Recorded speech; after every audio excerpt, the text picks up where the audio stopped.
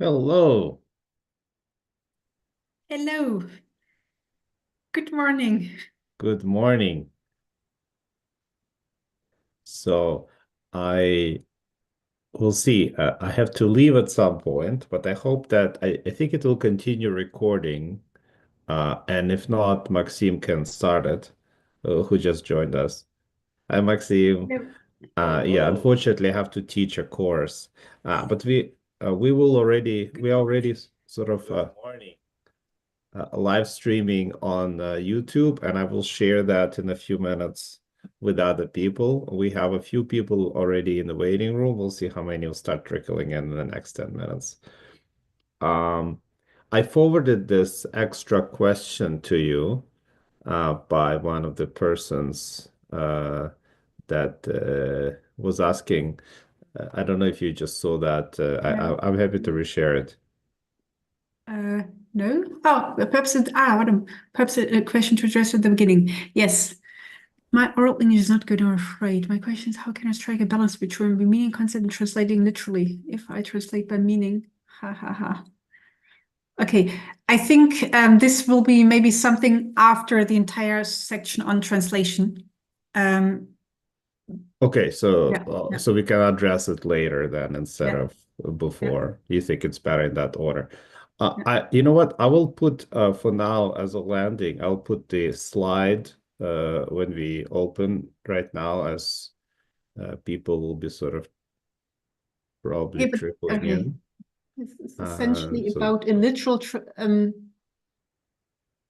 assumption that translation is a word-by-word translation, which should not be the case. So I think I will come back to this once I've talked about what translation is all about, and once I've talked about the procedures as well, because this person also talks about back translation. And I think it's maybe after all this, once I talk about the procedures, it may be easier to get right, back right, to right. this question. Let me make Maxime, so quick question. Are you right now logged in through your Waterloo account or through the other one? So yes, Okay, so I will make I'm you not sure. a co-host, Okay, and I will make Dorothy a co-host as well.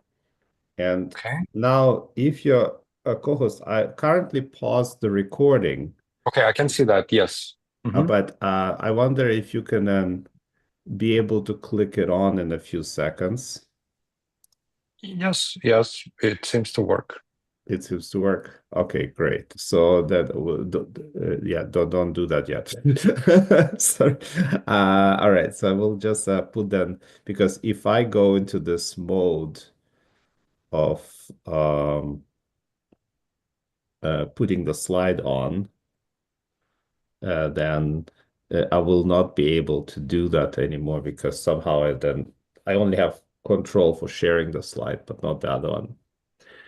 All right. So as we're waiting, the only thing that I will do now is I will quickly look on YouTube, and I will share our beautiful YouTube with people elsewhere. In case there were at least 50 views afterwards, so when I live streamed it. So, that's Oh. also quite nice for those people who may want to potentially join through that means.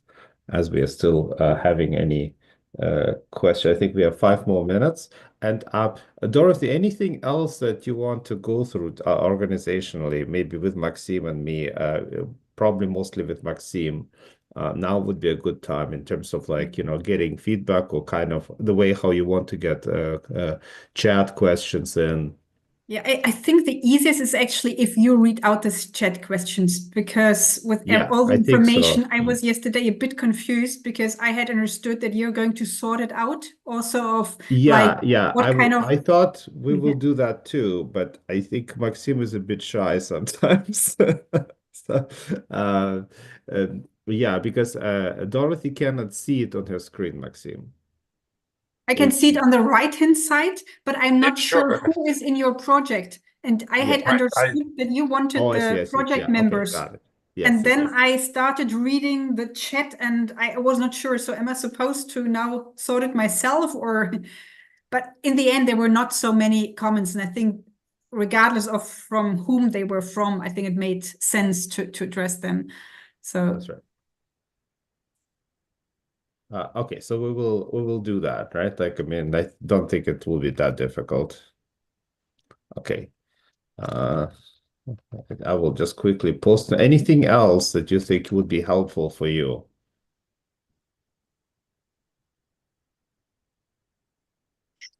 at the moment, no. Anything else from your side that would be helpful for you? Well, from our side, I think let me see.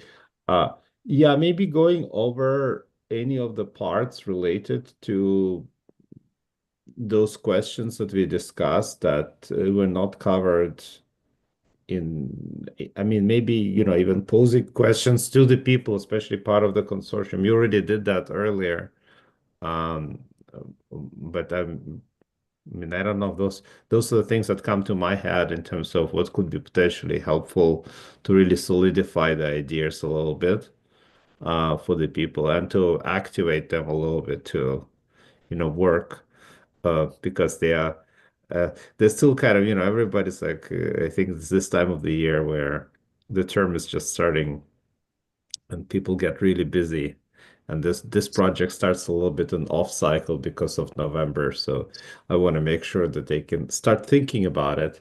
So anything that, like, I think you already went through those examples. I don't know if you'll be returning to any of them. I will have new items because you had set Yeah. of items on the event was challenging. The Yeah. event had a negative impact on my life. So these were 10 items from, I don't know, a scale from some known author. So that was also in your document. And I have these 10 items now as examples for translation exercises. So I guess you will be getting feedback on translational aspects on these as well. And everything that we can't cover here. So we have these 2 additional slots, and I think that's only your project then. That's So right. also in particular, questions related to, let's say, hardcore cognitive interviewing. So I'm very happy that Trisha will then be available at these 2 slots. So, and I think I was also thinking about your question, Maxime, that you asked at the end. I think I didn't understand it first. After the workshop, I understood it. So it was about web probing, having the open-ended question, and then asking additional web probing questions on the.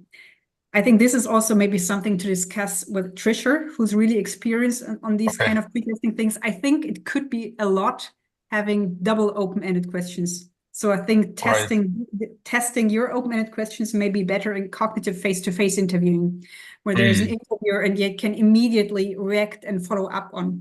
I'm not too sure whether web probing as a testing mechanism is useful for testing these open-ended questions. But that's definitely something that we should have on our plate for our 2 additional time slots that we have. Right. Yeah. Thank you. Thank you. That's really useful. Okay. So I think we can probably start letting people in, and then you can click the record button, Maxime. And the only person I don't see, hold on a second, where is Nika? Nika, not Nika.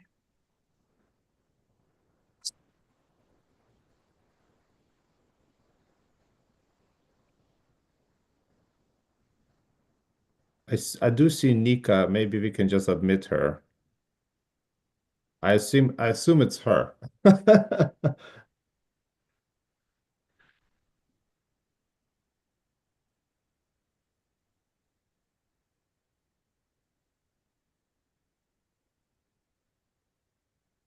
Nika, are you with us today?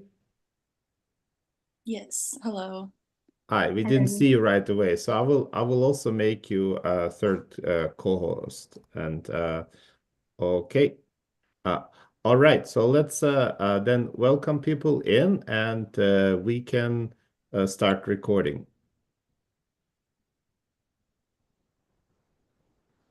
Are we live?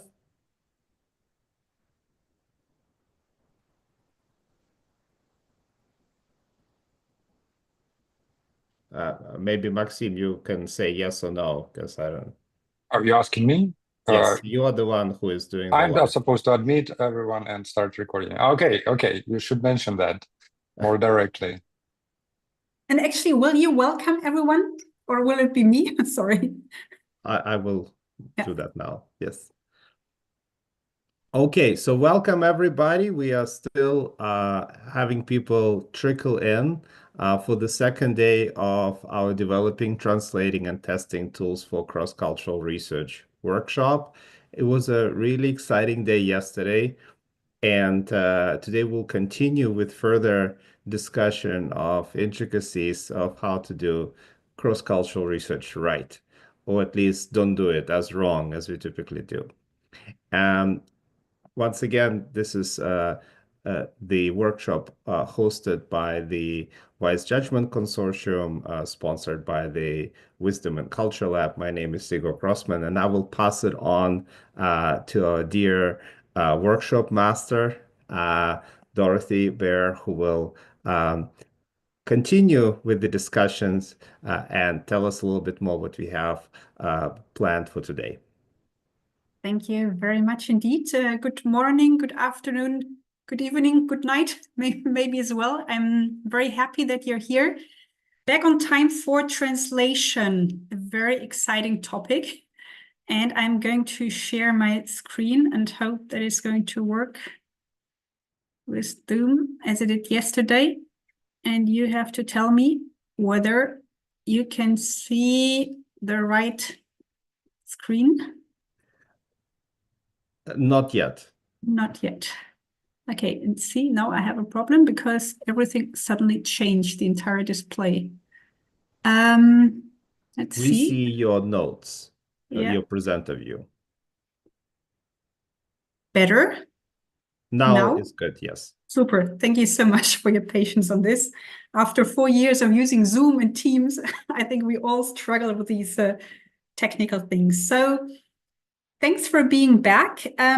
Today, just one slide on yesterday. We talked a bit about what happens if, let's say, operationalizations of a construct are completely different across cultures. Normally, the idea is really for comparative research to have the same set of items, but sometimes it may make sense to ask additional country-specific or culture-specific items.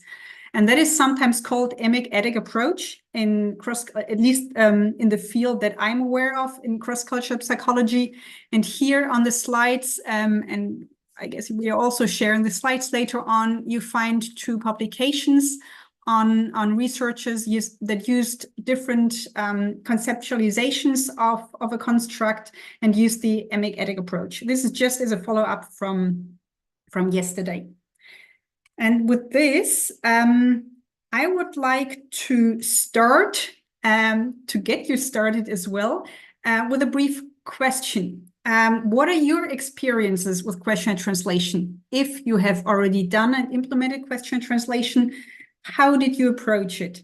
If there is anybody who would like to share some experiences, you can do that using the chat or maybe also raise your hand. It doesn't have to be a long story, but maybe something that you think is noteworthy, something that you would like to share. Otherwise, maybe also my additional slides from today will trigger some memories. Just giving you 2-3 minutes.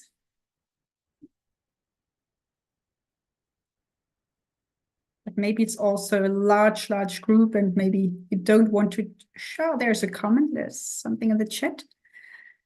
I translate myself and then hire 1 or more translators to review. Thanks very much for this comment. I will actually come back to the procedures in the second part of today.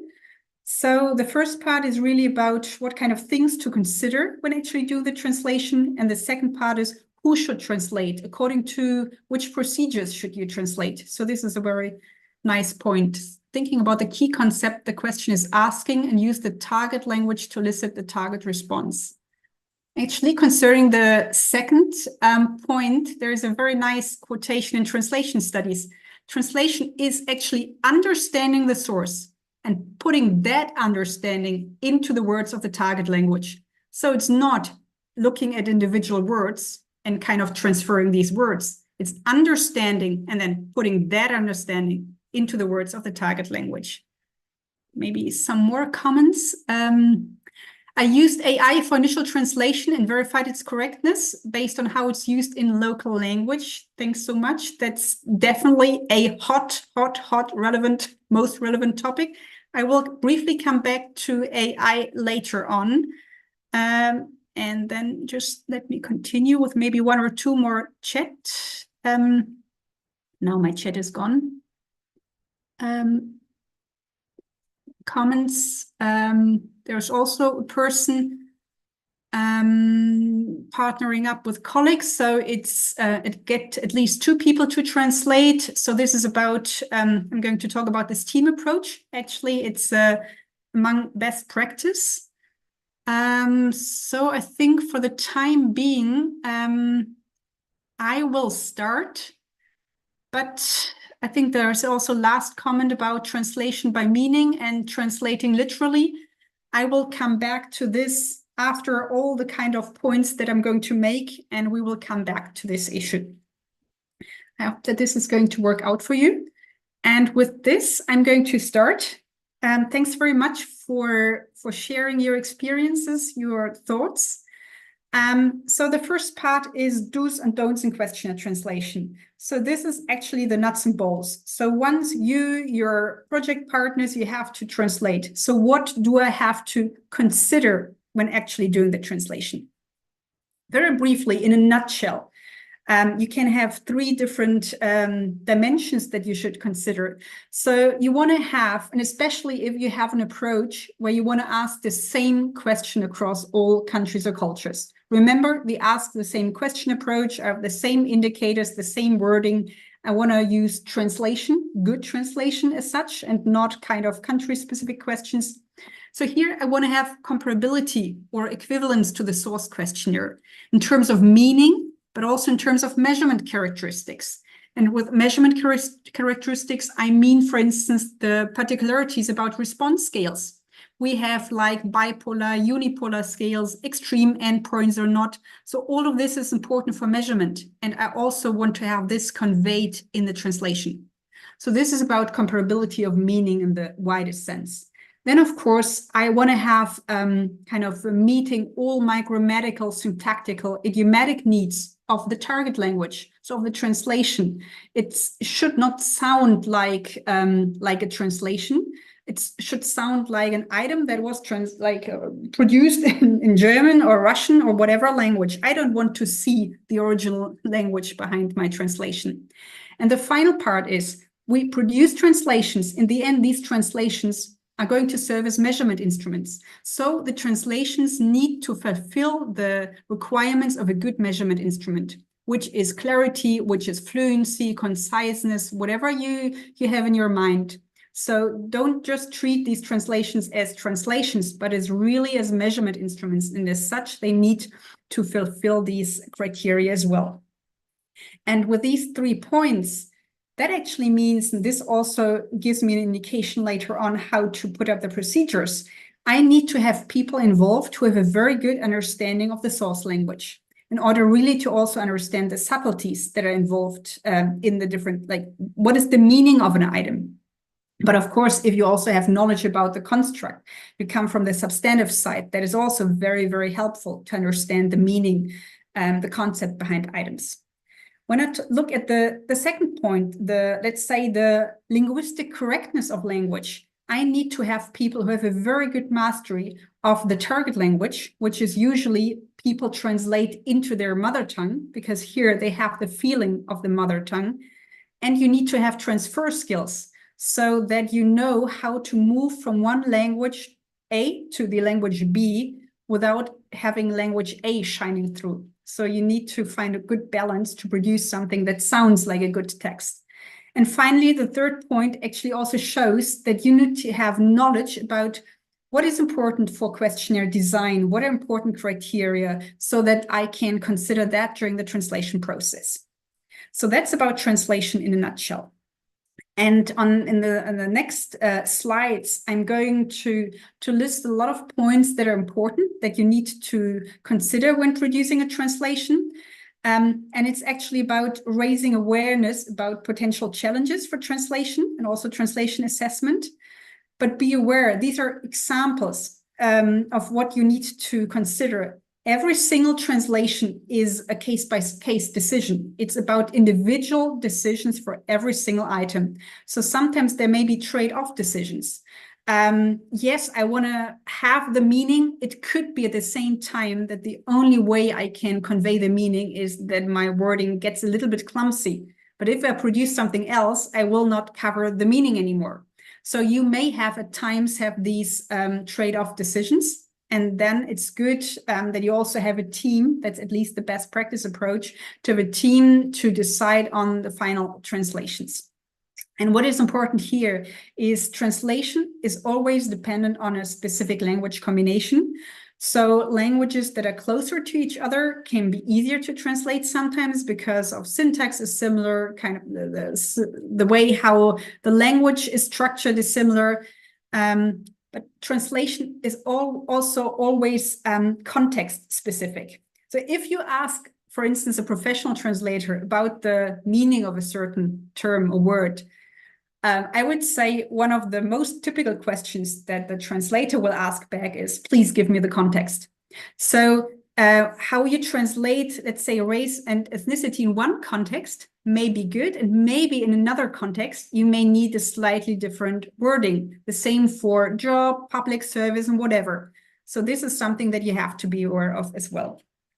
And I just said translation is always about decision-making.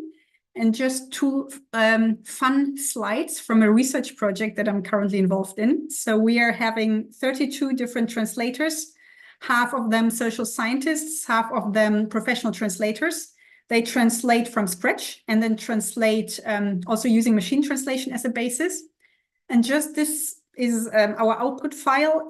Here we have in an item, there is a conflict between ordinary people and those in power in Germany or in country. And just this tiny, those in power, you don't have to understand German, but these are all different translations for those in power.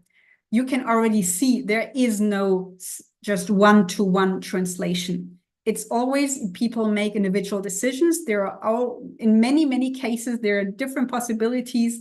And then it doesn't mean that all of these are bad, but it doesn't mean either that all of these are good. But it just shows you that translation is not something that is like a mathematical procedure. There's just one option and that's it. It's about you making decisions. And here, this is from a response scale. And one of the options was a little or a little able, one of the response options. And here also you see a lot of like at least 10 different ways to translate this, apparently simpler word, a little. Once again, this is just shows you this is language. It is alive. There is no, let's say, one-to-one equivalence in many instances. And with this, I would like now to move on to the aspects that are important for you to consider in translation. One of the most crucial aspects is actually if you want to ask the same items across your participating countries or cultures, that you stick to the meaning. And someone asked before, what's about meaning and literal translation? The meaning is what you should look out for and not the meaning of, let's say, individual words. And important for meaning as well, it's not static. It can depend on the context. And as we have also seen from like cognitive testing yesterday, it can depend on the persons. So it's for us as a task for translators to find the core meaning and try to find ways in our language. And what could be the problems and what could reduce or limit your capacity to produce comparable translations. So you should avoid, obviously, misinterpretations. These are clear-cut errors. Yesterday we had the example of there was in the original items we had the wording "be wealthy," and translation teams misread this and they translated it as being healthy. So this is something obviously that you need to avoid. And especially if you set up team procedures, if you have different people checking translations, producing independent translations, this is something that you should most easily see, and this shouldn't happen. But then you also have seen yesterday from some of the items that there can be shifts in meaning that may affect measurement. So your wording may be, let's say, too narrow or too wide. We had the example yesterday of crime, and we had the Danish translation that included all different kinds of even minor offenses, which was for this very item simply not fitting and triggered results that were simply not in line with theory and didn't fit with the entire construct. So the translation was wrong. It doesn't mean, actually, this is also good news, that every single mistranslation can be problematic, but you still have to be aware what are the key terms, what could drive different responses. So shifts in meaning may be detrimental for comparability. Then there is something, especially if you're not aware of, let's say, good question design, you may sometimes omit words that are important from a measurement perspective. So question designers put wordings like in general, on average, kind of frameworks into the wording, so to indicate to respondents, okay, now in general, what is your health? In general, what do you think about this and this topic? So these are tiny words in some way, and sometimes people think, oh, we don't need them, or all in all things together. But from a measurement perspective, they are important. So you should find ways in your language to also convey that in the translation. Then there is, you may be on the lookout in translations for unsuitable connotations. So for instance, this is also an item from a value scale from the European Social Survey, the Schwarz values. Maybe some of you are familiar with this set of items. There's an item in English that asks, he looks for adventures, or she looks for adventures. And the French team was discussing this. And they said, if I translate that literally, and also have adventures in French in plural, this is more about sexual connotations. We can't do this. But the meaning is here more, it's not about sexual things. It's in general more about adventures. I need the kind of kick from things. And the solution in French was to have the singular, l'aventure. And that shows you need to understand the meaning and what's the concept behind this, and then put this meaning into the words of the target language. And that's maybe already a good example. We are not on the lookout for kind of literal, kind of trying to convey exactly the same structure. You need to understand what it means and then put that into the words. And this is also coming back on the whole. Maybe not everyone has the same language, let's say level of English, but if on the whole in the team you meet, you have people who have a very good knowledge of English or who also know about the concepts, then you have all the expertise available to make good decisions. Or the final point that can also lead to meaning errors is unclear meaning or ambiguity. So in a set of items in the English language, there was the reference in your country. So what do you think about the doctors in your country or other things in your country? So this questionnaire was also translated into Spanish for the United States. And it was cognitively pre-tested. And it got clear that in your country, for immigrants, it was not clear. So what is in your country? Do they mean my country where I originally come from? Or do they mean now the country where I live? And so I think they reworded it in some way to make it clear that this refers to the United States and not to any other country where they had potentially lived before.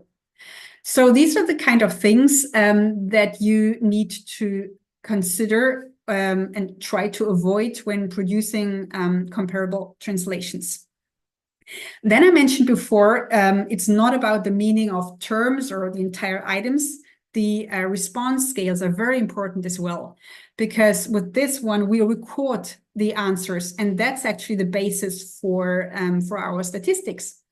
And there are different dimensions that we should try to meet and to also have and satisfy in our translations. So we have the dimension. It's about satisfaction in the scale, it's about ability, it's agreement. And usually we should have the same dimension in our translation as well. Then there is something, I guess most of you will be familiar with this. Scales are set up in a unipolar or in a bipolar fashion. So for instance, good, so extremely good, extremely bad is a bipolar response scale. So there are two opposing ends and there is a middle in between. A unipolar scale would be running from not good to very good. So the dimension is just on good. And at least from a measurement perspective, for questionnaire designers, that's a difference, the way how you set up these scales. And you should try to mirror this kind of polarity in the translations as well. But already now I can tell you, this is not always easy because of languages being structured and set up differently. But just you should be aware that this is the ideal case to have the same polarity as well. Then, of course, it's important that we have the same, let's say, intensity of the response scale labels, the same distance between the response scale labels, and I'm showing you some examples now on the next slides. So I mentioned before the polarity is important. So if I have a scale or this item now using this card, please say what you think overall about the state of education. In Belgium or in France nowadays, you have the scale extremely bad, extremely good. So normally I would expect that we have this polarity. So I would have a translation for bad, I would have a translation for good. And in these examples, actually, I think that is also very specific for the European Social Survey. They have these extreme labels. So they want to fix for respondents extremely at both sides and nothing else can go beyond. So from a translation and comparative perspective, we would demand or ask the same from translation teams as well.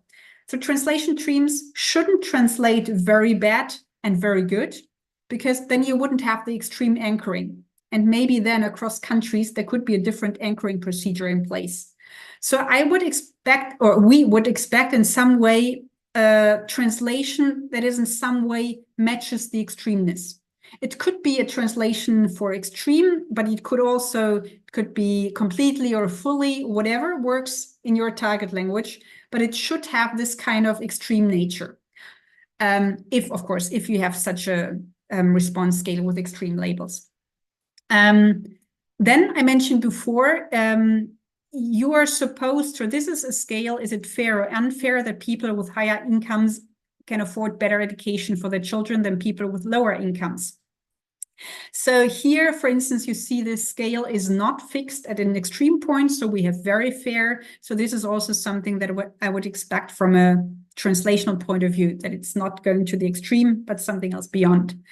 And then what is very nice here, and it's getting easier for respondents, you have the same symmetrical structure on the positive and on the negative side. Sorry, my neighbor is now running into my garden. I have to say it. No. No. Sorry, I have... Nine. Okay, I don't know why he's running into my garden. Thing is, we would expect from a translation, if we have very fair and very unfair, that we have same translation at the negative and the positive side, and the same for somewhat and somewhat here. I know this doesn't always work out in translations, but it's just the general principle, just to make it easier for respondents to see the structure, of the to understand the structure of the response scale. Then there is something that is very important, and that's especially if you have numbers in response scale. So here, for instance, you see an item on an average weekday. How much time in total do you spend watching television? And then I admit this is a horrible scale. It's quite long, a lot of text, no time at all, less than half an hour to 1 hour, more than 1 hour, up to 1.5 hours. So the way how this is worded in the English language is to make it clear to every respondent where an answer should go. Just imagine a respondent says half an hour. That means here, this respondent would go into this answer category. So here it's very clear. And it's important that you don't, shorten that in any way or kind of remove the comparability by just saying here, or just having half an hour in different response options. Because then in a translation, if you have, or let's say, if you have 1 hour in a translation in this response option and in this response option, in the translation, the respondents could either go for option 2 or 3. But here in the English source is really fixed. An hour is only response option 2. So this is also something that you have to be aware of, that categories should remain disjunct in translation, if that's also the case in the English source. If the English source is quite ambiguous in that, of course, normally we would mirror the English source. But that actually especially if people are not used to these question design principles, and then have to translate answer scales with numbers. Sometimes things can really, they shorten this, they produce their own options, and then you get errors of this kind. A note on scale translation. So these are now general principles. But if you're looking out for a research topic, actually that's the most exciting research topic, because a lot of things change in scale translation, sometimes because languages are different. Bipolar scale becomes a unipolar scale, or vice versa, or we have sometimes symmetry or not, simply because languages are different and we cannot always mirror exactly the same structure from the source.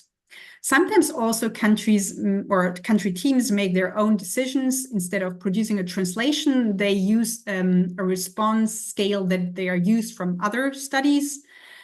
Sometimes there are cultural needs, and I'm showing you on the next slide that there may be reasons to adapt response scales, kind of introduce larger changes to response scales, or often as well, translation teams are simply not aware of the kind of measurement characteristics that are hidden in response scales.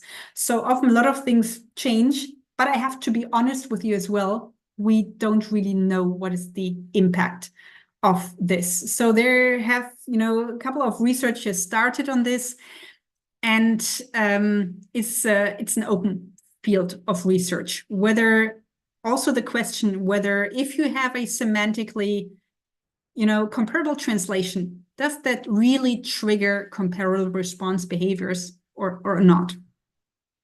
I can also show you, tell you from the health field. So how would you rate your health? And actually there is one scale, I think, that is used quite often in the United States, maybe as well in Canada. You can tell me more about that.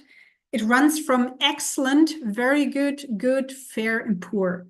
And that excellent is hugely difficult to translate or adapt into other languages.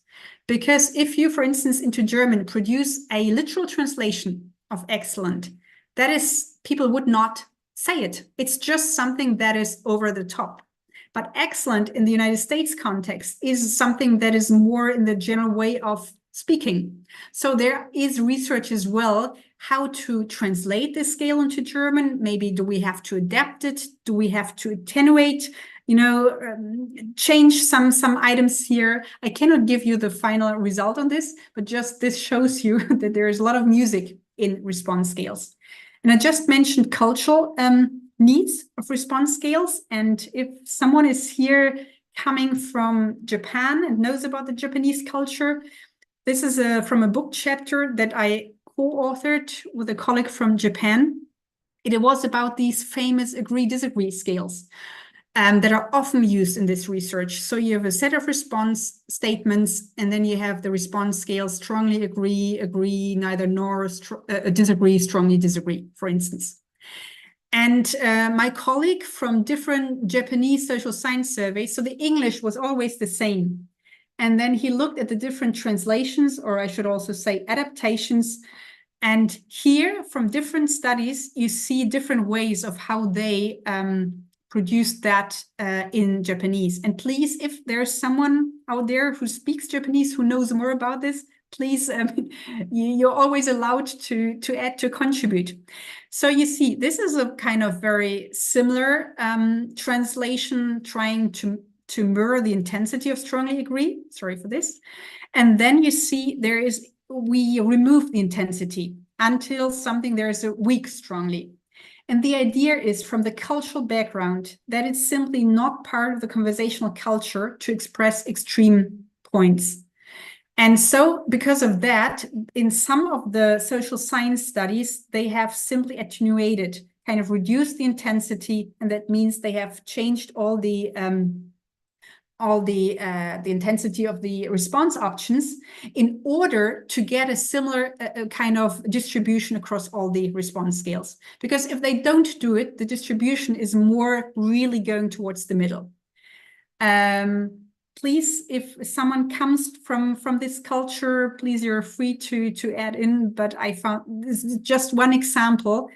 There are some guidelines and recommendations how to deal with these response scales. But then for some languages, for some cultures, there will be individual case-by-case decisions. And what do these guidelines mean for me and for our culture? And how can we implement that best? Apart from response scales, an important point is consistency in all these instruments. I'm not sure whether in psychology there are a lot of replication studies, but this is, of course, something very important, that if you measure time over time, don't change the measurement instrument, because then you're not sure anymore what is a matter of time or what is a matter of my changes to a measurement instrument. So if we have repeated studies, and you could also mention the PISA study of the OECD, for instance, if the source instrument stays the same, don't change the translation unless you have real translation problems. But then it's also important to have consistency in a questionnaire itself. Just imagine you have the same set of response scales all over again at different places. So you want to have the same translations for this. And I'm really stressing this because this consistency, actually, it's a matter of checking and having people who at the end can really thoroughly check things. But this is often, especially if different people work at different times with the questionnaire, you may lack consistency. But once again, it's very important also that if you have the same recurring core terms, or you have the same set of questions for male respondents, the same set of questions for female respondents, then you only want to have a difference maybe in the way how you address a respondent, male or female person, or it's about a father and the mother, but you don't want to have other changes as well. We've seen that as well with a questionnaire we had at GESIS, and we had translators working into Somali, in Tigrinya. Tigrinya is spoken in Ethiopia, amongst others. And these these translators were not we noticed that they produced a lot of inconsistent translations. So we had a team approach with them, and we had the same set of questions for patients with tuberculosis, on whether just one doctor treated them or whether several doctors treated them. So the only difference was between one doctor and several doctors. But then their translations differed also in many other regards, which we didn't want to have. So important for you, whatever is identical and needs to be identical should also be identical in the translation. Then, I said before, with the translations, we want to produce good sounding kind of target language. So that means you need to look at the style as well. So we want to have a clear, concise, fluent item that can either be read out by interviewers, if it's a face-to-face instrument or implementation of the study, or that can be fluently read by the respondents if it's online or if it's on paper. And kind of tip for you, You can, if you have your final translations or if you have team meetings, I will talk to this about this later, you can read out the item and see whether you get stuck. And if you get stuck, this is certainly a moment where you say, hang on, if I get stuck reading out this item, interviewers may get stuck or respondents may get stuck. And especially think about this, a web mode, there is no motivating interviewer. And if you have a lot of, like, let's say items that are not fluent, that are not clear, you may have a lot of break-offs as well. So it's our responsibility of researchers, not just in the source version, but also in the target version, in the translation, to produce good sounding and clear items. And then there is something that is very important to consider as well. The second point here, it's adequacy for the target population in terms of age, education, and other, I call it here, socio-demographic characteristics. So you have to have your target, you need to know who's my target population in order to take the right decisions, and maybe not use a language level that is too high, or for certain terms, appendicitis. In German, at least, there are like there is a Latin term for appendicitis and a German term. And of course, for a general population survey, I would never use the Latin term. This is more going to the doctors if there is a survey among doctors. So always have your target group in mind, the different educational levels, and try to really produce fitting translations for their different kinds of levels. And adequacy is not just in terms of the target population, but also for the survey mode. What does this mean? For instance, you need to know, I think that was yesterday on a slide as well, at some point in time when gathering survey items and questions, you need to know what is the survey mode. Is it going to be paper? Is it going to be face-to-face, etc.? Some languages may have smaller differences regarding oral and written language. So when the way how you read out or kind of phrase questions. So for those, you need to know what is the survey mode. Or maybe there may be some space restrictions in the paper or web mode, so that translation teams may need to consider. You could imagine that if it's a paper survey, maybe you don't want to send out 100 like pages of a survey instrument. So here, conciseness will certainly play a role, that everything fits and maybe is not overwhelming for respondents.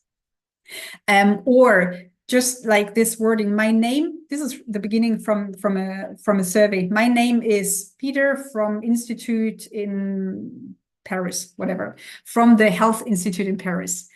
And the translation into, I think it was French, was I'm calling. Hello, my name is Peter. I'm calling from the Health Institute in France.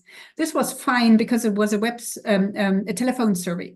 Then I can, that's the usual way of, introducing yourself. But of course, if it's a web survey and we have this introductory sentence, I'm calling, or if it's a face-to-face survey in person, and then you have the translation, I'm calling, hello, I'm Peter, I'm calling, that of course doesn't fit. These are already tiny things where you see it's important that translation teams have the framework of what's the survey mode. Then gender is an important aspect, and I'm pretty sure that many of you can also relate to that, and because there are developments in society, how language is evolving in different directions. So this is an example, a French questionnaire. It's actually asks if you are married or if you live together with a partner, what is his or her actual employment status, or actual status at the moment, employed or out of work, a student, etc. So here, for instance, this is something in French. It's a marker of gender for the respondent. So you need to decide in your instruments how to address respondents if this is relevant for your language. And maybe if an interviewer reads out, they are automatically going to adopt their kind of wording. But if respondents see a questionnaire on the screen, it's important to address them appropriately. And here in French, for instance, it would be the additional E, and nowadays potentially even something for this third gender. This one here, this is the next thing. Si vous vivez avec un partenaire, if you live with a partner, This is not about addressing the respondent. This is about whether you're living with a male or female partner. So here you see it has not just you need to decide how to address the respondent, which is this part, but also some languages may need to make distinctions, being more explicit about partners, about friends, about any kinds of persons. And this, of course, especially in today's societies, you have to ask at least yourself, how are we going to express this? It could be if you only have like asking about partner and you don't include all different partners, partner combinations, homosexuals, heterosexuals, that respondents just think in too narrow a way. So this just shows you that gender you will have to make decisions. And actually already now a pointer in terms of using artificial intelligence. Artificial intelligence gets better in this regard, but often we still have a very gender stereotypical translation of gender, and it may not fit what you need for an item. So this is definitely, if you're among the persons who loves using machine translation, definitely check whether whatever they produce, the machine translation for all these kind of words where gender is affected, do check whether it makes sense, fits the goal of the question. This is what is said today in today's societies. The correct way of addressing persons, using inclusive language in many societies nowadays is increasingly important.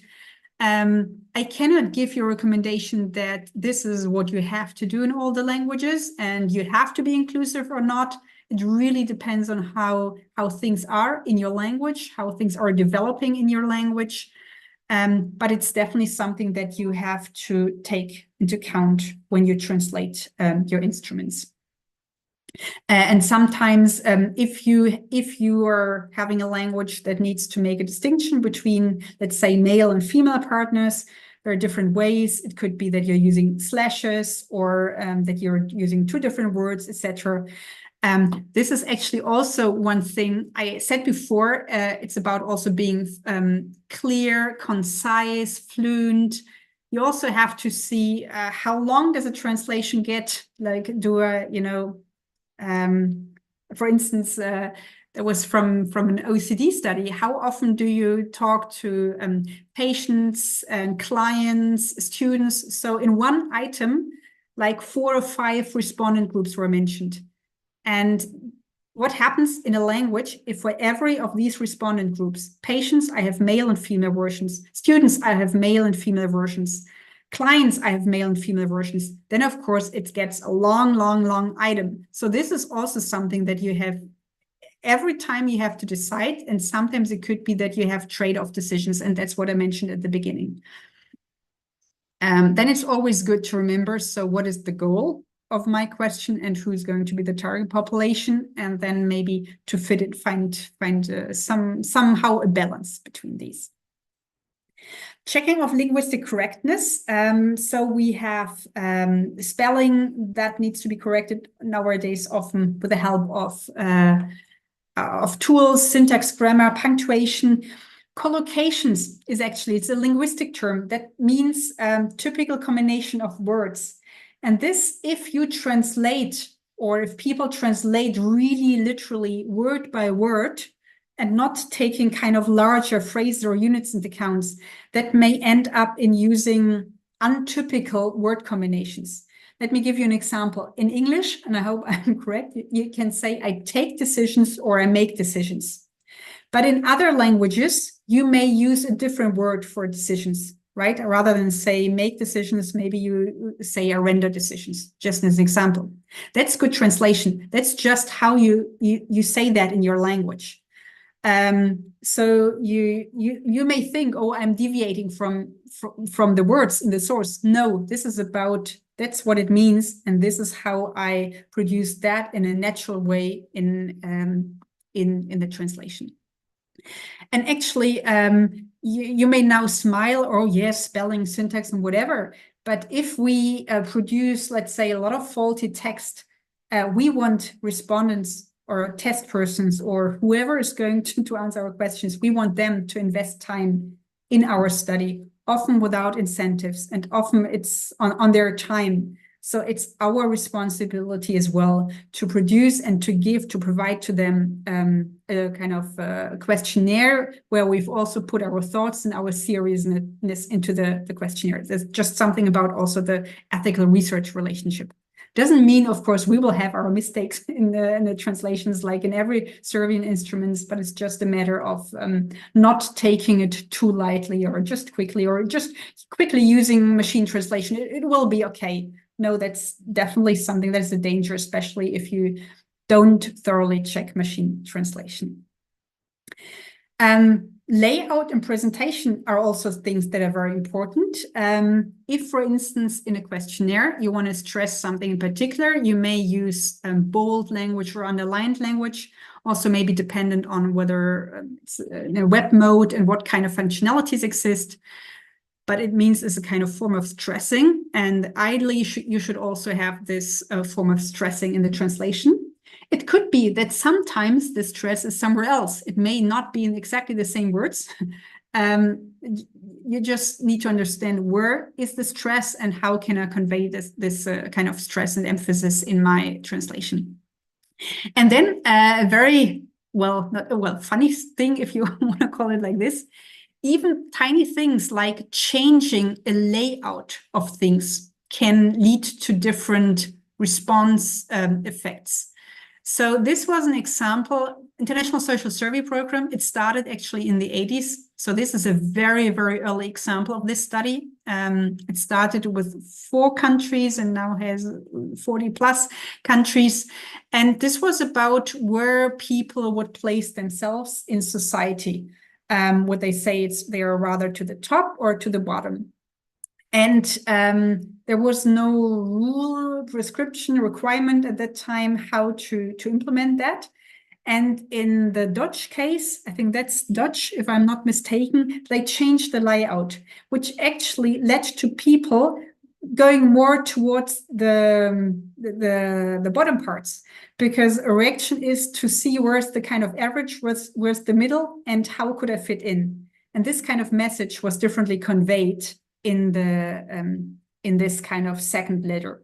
So these things can also play a role, layout. And I guess this is more important when it comes to literacy, like competency assessments. So for instance, in all these studies, like the PISA study from the OECD, a similar study, PIAAC, that's for adults, there are very thorough layout checks for competency assessment tasks, so that by changing the layout, you don't inadvertently produce some bias there.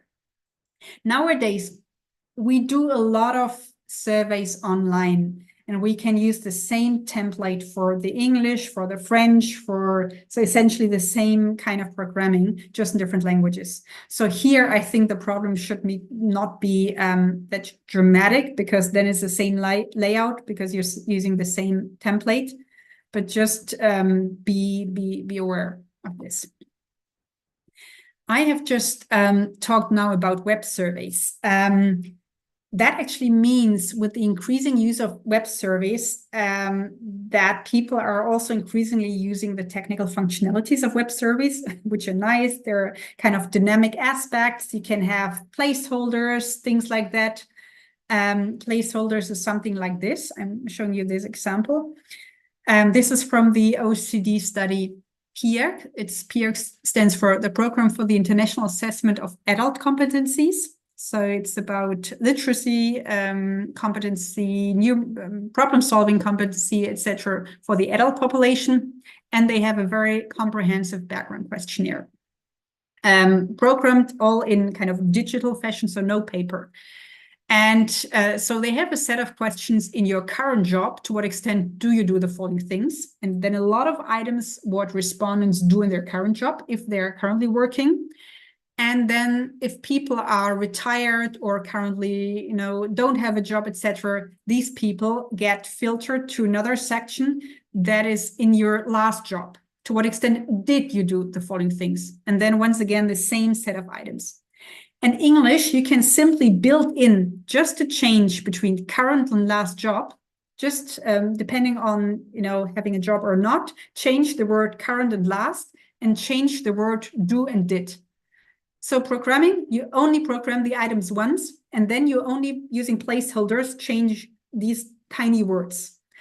But many other languages can't do that in this way. So this is just to raise awareness for you. If you plan to use all these nice functionalities of placeholders, have representatives from your project partners from the different languages that will be involved in your project, have them sitting on your table and discuss with you together what is doable or not. So in the end, instead of having this very easy structure that you see here in the English language, they needed to build additional items for many languages so that you have one full item for the past and one full item for the present, which of course has repercussions for programming. Just to raise awareness that you have just to think about the other languages will be structured differently. Yes, moving to adaptations. I have now to orient myself on this scale. So yesterday I mentioned adaptations. So you have translations, I called, when you think the item as such can be translated, it can be used in the same wording or the same indicators. And adaptations are when you intentionally change things. It can be smaller things, it can be larger things, but just deviations that are needed to carry over the item to the new context where the new item is supposed to work. And especially if you use instruments that have been produced somewhere else and now you want to reuse them in your country and culture.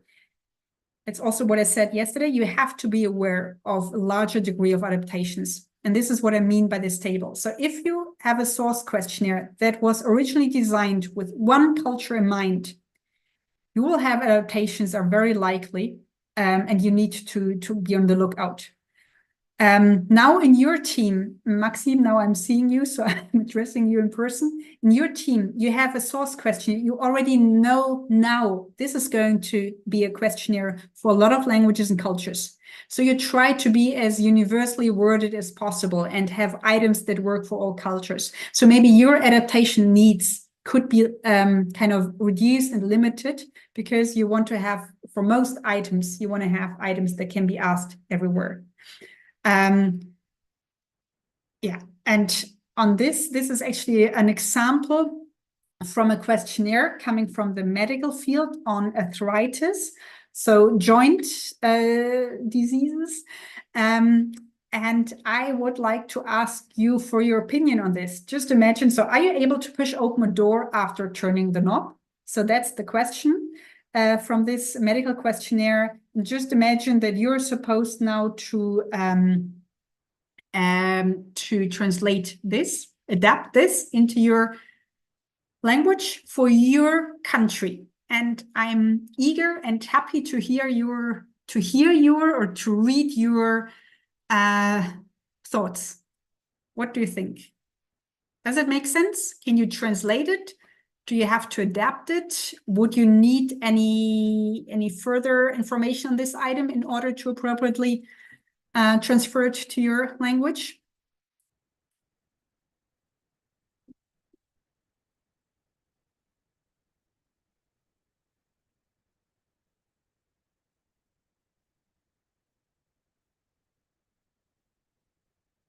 Even if you don't have a solution, you may also raise your hand and just say something or think where the kind of issues. Oh, there's a comment. Not every country has knobs in the same way. It's, yeah, that's, hang on, I've now moved. Not if it's locked. I think the first person is already telling you the essential thing. Maybe you can translate that into most languages and you find a way to translate knob. You have an equivalent, but so knob is really if you're turning around. So knob doesn't make sense in, I would say, in most cultures. And then in order to appropriately adapt that, you would also you have to think about your doors. So let's say if you have electronic doors nowadays, or in 10 years' time, you only press a button, maybe it's not even the kind of movement that is relevant from a construct point of view. So here you see that some information, and maybe also from some substantive medical experts, or is just needed to really produce a good adaptation. And it shows at the same time, translation itself, the fact that you can translate it doesn't mean that it may make sense in your culture. I just like the example because we do have some knobs and some houses in Germany as well, but it's definitely not something that you can use in an instrument that is used for the general population. Okay, some concluding remarks on translation.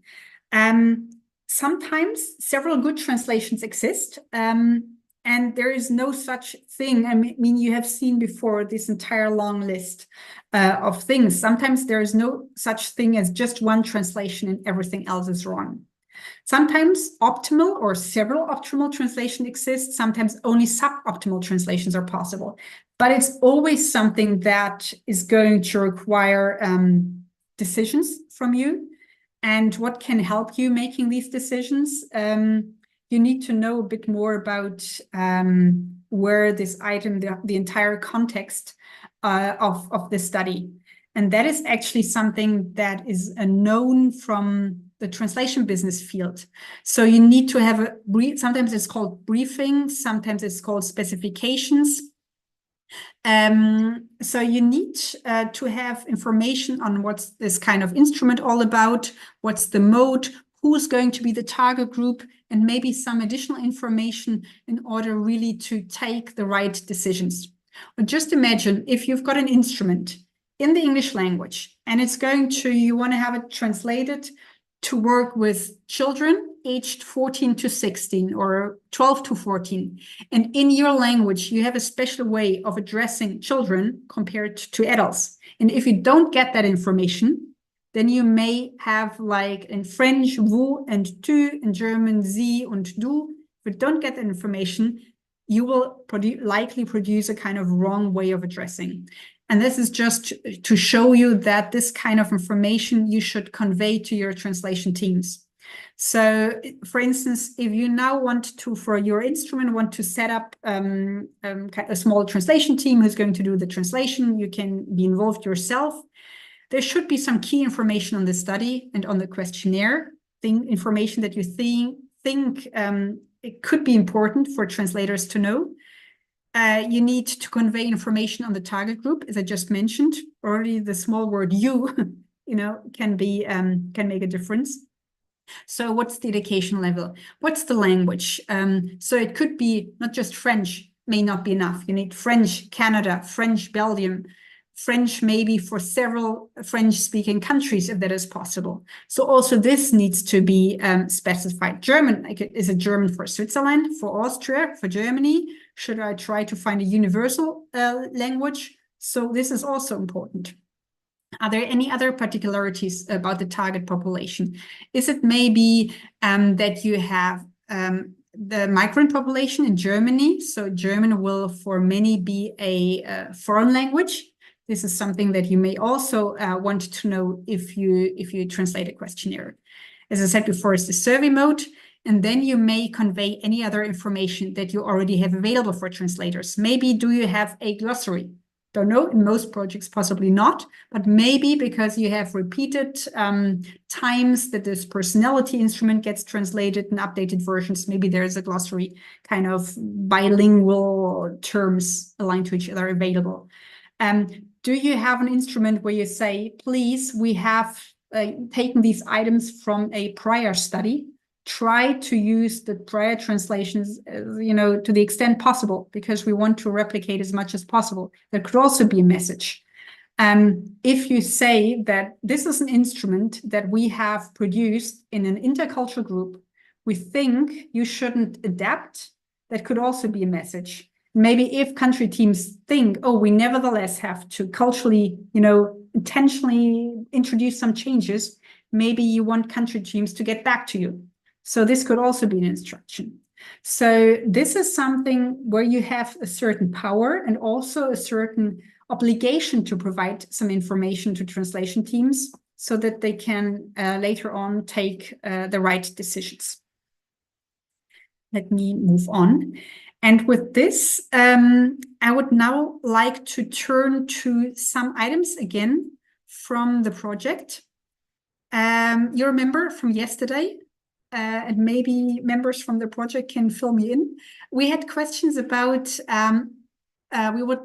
you would like to obtain responses about challenging situations, about the most difficult decisions that that the respondents had in the past 6 months, or maybe even in their life.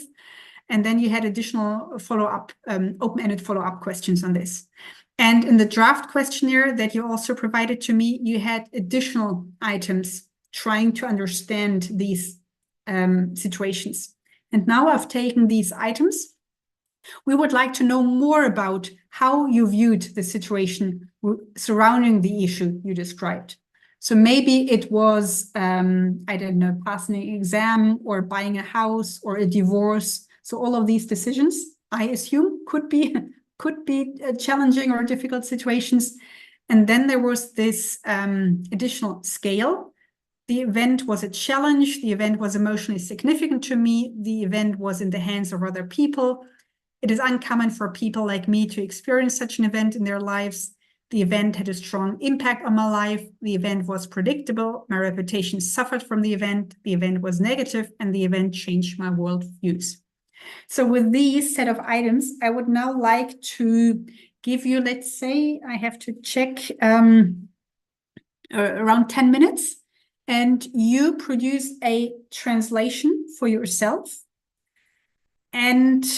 or a preliminary translation, and we share our experiences.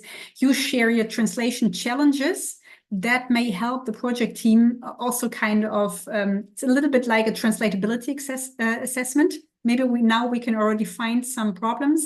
We can find remedies, how to reword items or what kind of meaning is completely unclear. And maybe by this, we can already give some feedback to the project team. So now let's say 10 minutes. I don't know. Yeah, I will. 10 minutes, Maxime. It's now your time. Okay, 10 minutes then. Okay. Of course, it's not just for you, Maxime, but it's for everyone.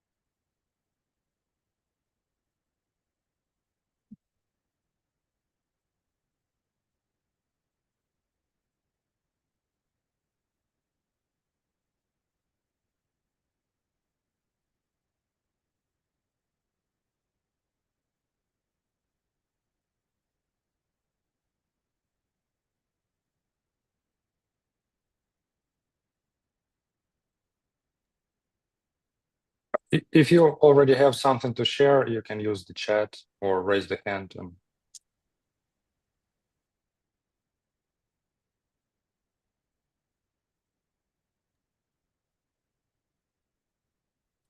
Now when I look at this scale, with an idea of translation, I can see so many issues with it. So many. Almost every item has maybe problematic potential. I didn't want to destroy the questionnaire, but at least there are some issues, but that is usual. Once you really start thinking about translation or trying to find words, translation is not that easy, and then it's a matter of, okay, is it just the translation that we need to find a good translation, or is it the item that we in some way should maybe change, maybe also in view of other languages or. Right. So we did not develop this scale. So yeah, I know. please Yeah. feel free to criticize it. Yeah. No. Actually, this is maybe you remember yesterday I had a slide. So how do you arrive at your items for the questionnaire? In one way, and it's exactly right. What you're doing is maybe you don't have to reinvent the wheel every time that there is a new instrument. So what is already out there? What could be fitting for us? And I mean, that's your approach at the moment. Is this usable? And this is also how you have just started kind of brainstorming, collecting items, things like that. And maybe it's a way, yes, we can use it. Maybe we cannot use it. Maybe we can adapt it in some way. Maybe we have to change it. But there's actually one thing I'm not sure, and maybe you can help me also from your disciplinary background. Very good. If you're reusing the scale, and if you're changing it, how are you going? Do you have to call it, this is, I don't know, what's the author's name? We have adapted the Smith scale. I mean, it's a way maybe how you relate the new scale, because you're using existing scales, you're adapting it. How do you call that in the literature? Do you have to ideally, I think if the authors are still alive, maybe it would be good to get in contact with them as well, especially if you have some questions, just so that they know that their scale gets translated. Or what's the tradition in your field when you take over existing scales? They call it modified something. They call it modified, yeah.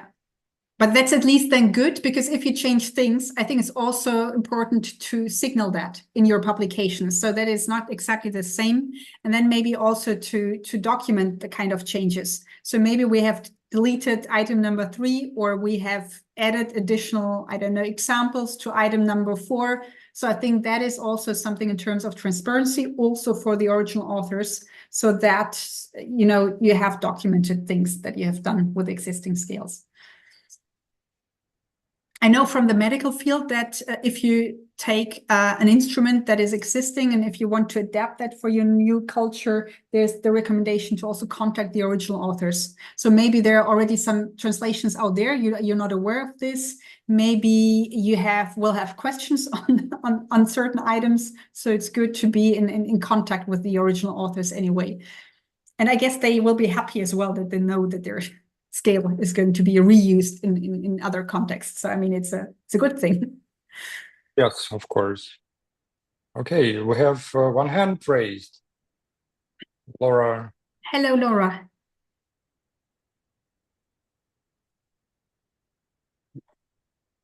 Can you unmute yourself? Hello? I think you cannot. I think it's okay. Yeah. Okay, I've allowed it now.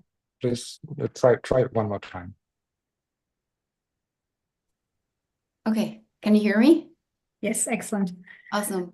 Yeah, so I think my first comment would be about the word issue, because in Spanish, the translation is more like problem, but in a negative way. So that's the first thing. And then the items ask about an event. So that was kind of confusing for me, because in the instructions, you're talking about the issue and then you talk about an event. So I don't know if it would be better to talk about the event in the first phrase. We would like to know more about how you viewed the event you described, or yeah, to simplify it, because when you translate, you viewed the situation surrounding the issue. That doesn't make much sense in Spanish, and it's a little bit long. And then you ask for the event was a challenge, the event was emotionally significant to me. So maybe like simplify a little bit more the first part and include the word event. Yeah, that was what I thought when I was doing the translation. Super comments, and it already shows later on we have to consider the entire context. So also what's the flow? So what are kind of the words that are the first words that are used in this? So we started with issue, or maybe it may be another wording, and it's important then that for respondents, it's clear there's a, let's say, a reference chain from one item to the next, and this is at the moment, it's broken here with issue and event. And maybe also the first point that you mentioned, issue, I also know for German it's a difficult thing. It could be that you have also, Maxime, in mind positive challenging situations, right? So when you ask the first question, so describe some challenging situations. And then, of course, if you continue here, and if translation teams suddenly have a surrounding and translate issue in a negative way, of course, then this doesn't really fit in the context of the flow for the respondents. So that actually shows that translation teams need to understand the kind of structure of how everything is related to each other. And that could also be something for when it comes to briefing translation teams. Like I mentioned before, gives them some information on how like everything fits together and what needs to be heeded in translation, so that it makes sense for them. And just a word on event, and then maybe we can go into the chat as well. If I would translate without a context, event in German would be something like a theater, or going to Veranstaltung, going to a certain thing that, you know, it's more kind of public thing. But that doesn't have to be here the case for the kind of situations that respondents had thought about. So a literal translation wouldn't make sense at all. And I guess the event here in English wouldn't also fit to many situations that respondents can think about. So you have, for you as designers, you have to think, so what could be the possible situations? And then you have to find a wording that fits these situations. Or it could be, if you stick to the event, maybe you have to give a definition. Okay, whenever now in the next items we refer to event, we mean the situation that you referred to above. So, and then of course the storyline, the reference chain also needs to work in the translations. Thanks, Laura, for this comment. I'm checking the... Okay, yeah, there are more comments from Liman and from Zarema. I can read them aloud.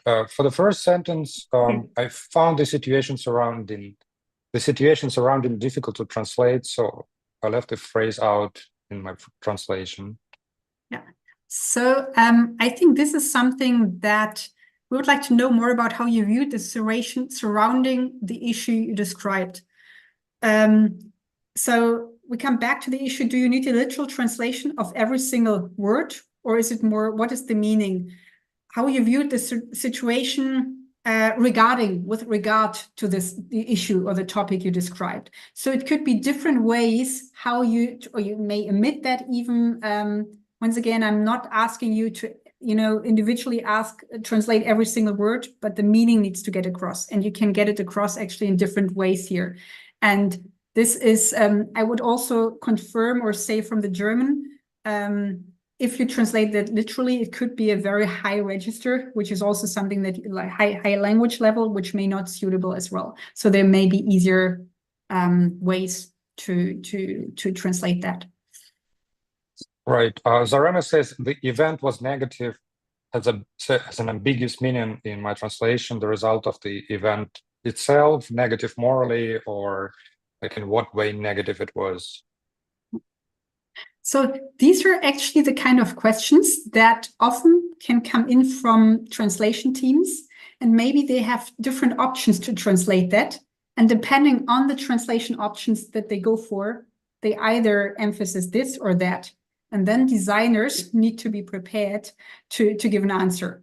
Coming back to what I said yesterday, it's good to document the entire process, like from a conceptual point of view. What do we want to measure? Important decisions that you had. Okay, we go for this wording because of that and not for another wording, because such a documentation may later help you to answer these questions. And also, Maxime, prior to this workshop, we talked about kind of pipelines or good workflows.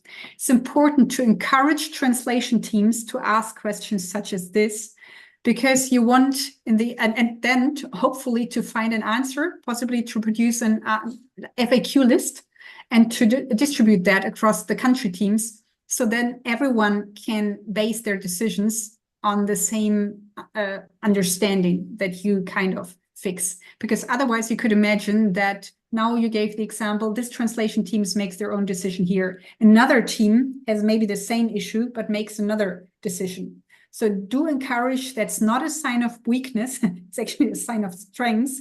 If you are uncertain, better ask you as the designers, and maybe you have to get back to the original authors, whatever, but then you can try to have, to explain the meaning and to distribute that meaning, maybe an FAQ list that is openly accessible to all translation teams. Okay, another comment from Lehman in regard to term life, because life can refer to daily life or life in general, and these are two different words in their language. Yeah, so a very nice example. This is what I said. Okay, we have our own lens and we think, oh yeah, there's going to be a easy translation because it reads nicely. But then other languages, they are set up differently. And then they need to know what is actually meant. And actually, what are the two definitions here of life? Of course, I'm not an expert in this. Sorry. I think the context implies the life in general, because we're talking about important life decisions, this sort of stuff. Not that I missed my lunch, right? Yeah. It's supposed to be something very important.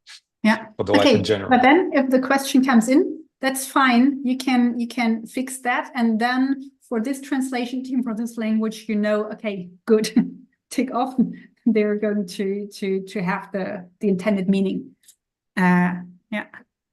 Right, and there are two more comments about the emotionally significant phrase, and Monica says that it's also a little bit challenging to translate in Filipino, maybe because of the syntax of the use.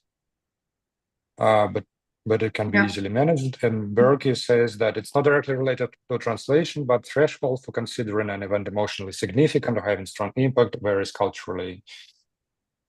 Right. Yeah. So what do we expect from our participants to respond? Like what level? Yeah. What level of significance? Yeah. I think significance is actually a difficult word. I could imagine that you maybe go for another word, or maybe at least have a translation note. I think we had it yesterday as well. What's the kind of intensity here? And then, of course, in the analysis, you could. It's so problematic with this intensity because it's so subjective, and like super would mean one thing in German and different thing in English. But Cody, this event was emotionally had an emotion. How would you rephrase that? I'm now asking in the English language.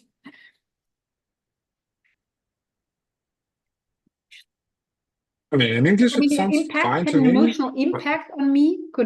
I guess that's had a strong emotional impact. Then we have a similar item to the one below.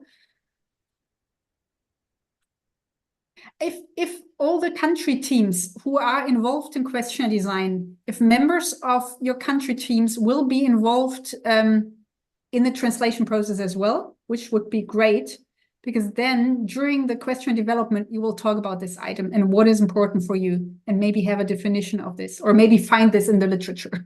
maybe this can already help in some way then to find solutions. But I would, I can also tell you now, from me, I would have to think about how to translate this. It doesn't mean that everything where it's a translation challenge needs to be changed, because that's also the nature that you know, a lot of things actually are not that easy to translate. But you have to find the right balance. If you get from too many country teams the kind of feedback, "Ooh, this is challenging. Ooh, we have to make a distinction in our language. We have to go either for life in general or daily life or whatever." Then that could be a sign for you maybe to go for something else. And if you're actually using this scale as well, it might be worth checking whether in the languages that are important for your project, there are already some translations out there, because then for your country teams, this would be the first. If you stick to these items, look out for existing translations. Maybe they can be good.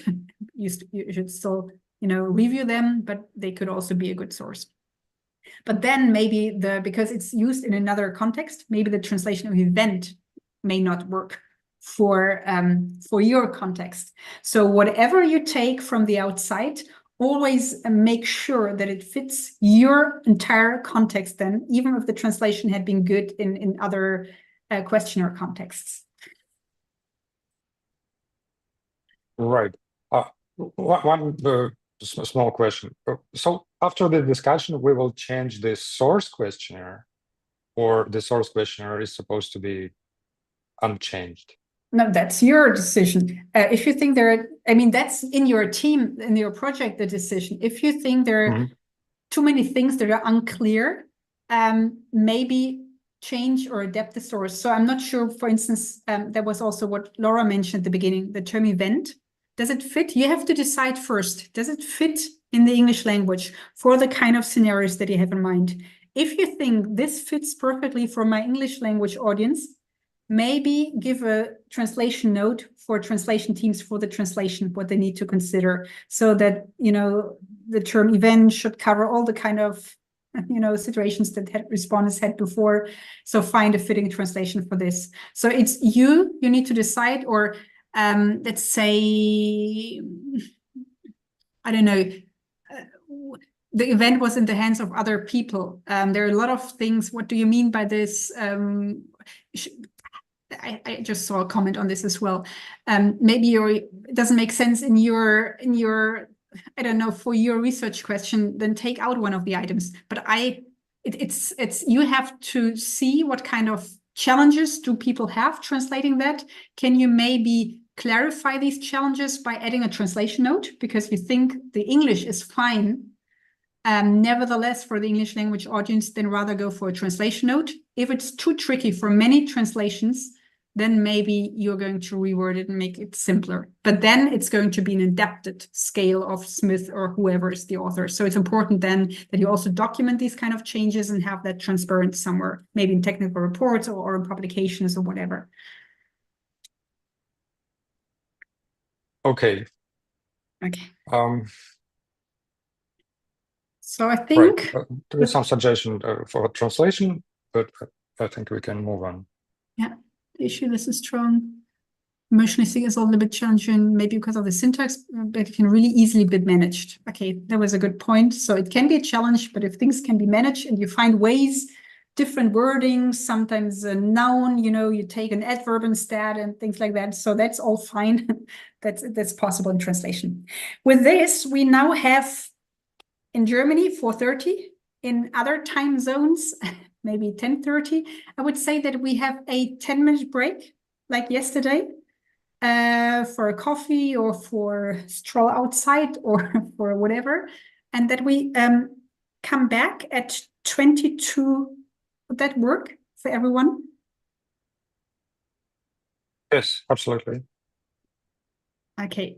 So see everyone in 10 minutes. Don't disconnect.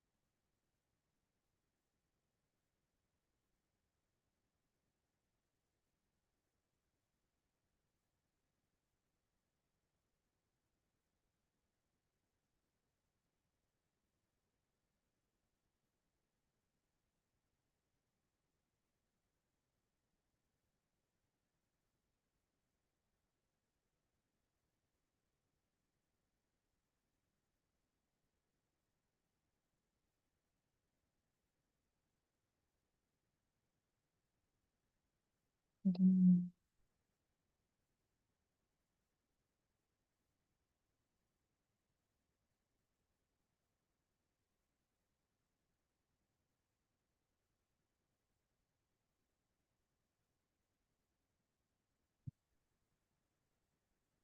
now very slowly start again, Maxime? Or we wait until Yes. 14 so that everyone It's really been has 10 minutes, time. so I think we can resume it. Resume. Excellent. So I think the recording, are you going to? Okay. It's recorded. So the second part is about the translation and assessment methodology. So how many people translate, who translate, what kind of steps should you implement in order like to arrive at the final translation? I think this is more discussed, or at least further developments in the survey methodology literature and in medical sciences. And in psychology, it's still the big issue is still back translation. I will come back to back translation towards the end of this presentation. I'm going to present good practice survey methodology. And actually, many guidelines also converge with this from different fields with the kind of major principles that I'm presenting with this model. So this model is called TRAT. It stands for Translation, Review, Adjudication, Pretesting, and Documentation. It sometimes is called team approach because different people work together. Sometimes it may be called committee approach.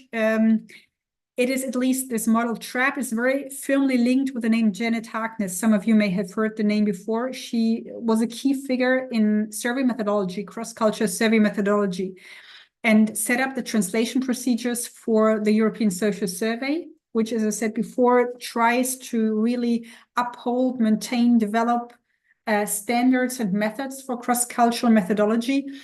And her big achievement was, besides the model, to bring together the translation field and the knowledge that is there in translation, because that is often discussed, that there is a whole discipline, translation studies, that knows a lot about translation, and to bring that knowledge together with the needs of measurement instruments of the social sciences. It could be psychology, sociology, political sciences. And so she, based on experiences, also with how she viewed and perceived the back translation model, she essentially set up this counter model, if you like. It does not include, spoiler, it does not include back translation. So what are the elements of this model? It's a multi-step, multidisciplinary model. So more than one step, more than one set of expertise is involved, and it's about cooperation in a team. You may have now perceived when doing the translations of some of these items, oh, wow, I had challenges here. It would be good to, talk with someone. Maybe they had different solutions. Maybe we can come together and kind of arrive at a final translation. And so that's the idea of this cooperation within a team. And let me now walk with you through the kind of individual elements of this model. So here, essentially, it's the source instrument. And then you're going to have two translations, which is unique, especially if you look into the normal translation business, let's say technical documentation or, I don't know, legal documents. You never have two translations. So that is very peculiar for this model. You will have a review stage where you come together and reconcile these versions. On the next slides, I'm giving you more details on the individual steps. But now for the beginning, it's important that you understand the overall model. Adjudication is a term which actually means final decision-making. So after review, there may be some open things, and we need to have a different step to make final decision-making, possibly also proofreading, etc. Then there's the pretest. Remember yesterday I said there can be a pretest just about the translation to see whether translation as such works. This pretest here is not so much about the source instrument, because typically in a larger study, once you have started this entire process, the source is fixed and only minor changes are possible. So this is about fine-tuning the translations, possibly deciding between different translation options. And then there may be some kind of feedback from the pretest. You may need to go back to prior steps. And then in the end, there will be a target instrument. Target instrument is the German translation studies for the final translation. And all of this is documented. So this is essentially the model. Now, what does it mean in detail? Production of 2 translations, sometimes even more, but 2 is the idea here. Why? They offer translation options. You've just noticed now doing the translations yourself, it's not just one translation, immediate translation, but there are different ways. And having 2 translations available gives you a way to have different options to choose from. Having 2 versions also helps you to see, oh, there are quite important meaning interpretation differences. It could also be that every translator has their own style, and so you may also have different stylistic variants, and one of that could be better for the purpose of the measurement instruments. By having 2 translations, sometimes it may be easier to see translation errors or problems by just kind of having this yardstick or this comparison standards. And it actually, by having 2 translations, by seeing the differences that occur, may trigger discussions. Oh, household, how could this be translated? We think that is an easy term, but many other cultures may be different ways to even to understand what a household is. The same for race, ethnicity. Often we have, especially from the British or the US context, we have items about, that include the words race and ethnicity, but these are concepts that are used in the UK or US context. In Germany, maybe for some of the languages that you speak also, we always have problems to translate this, or we need to get at the understanding and then try to find appropriate words. Race, for instance, Rasse, because of our associations with the Second World War, this is simply nothing that we can use in the German language.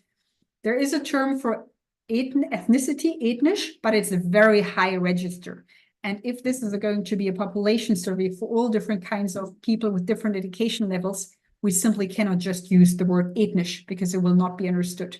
So we come back to, as you see, it's a matter of finding translation solutions that fit.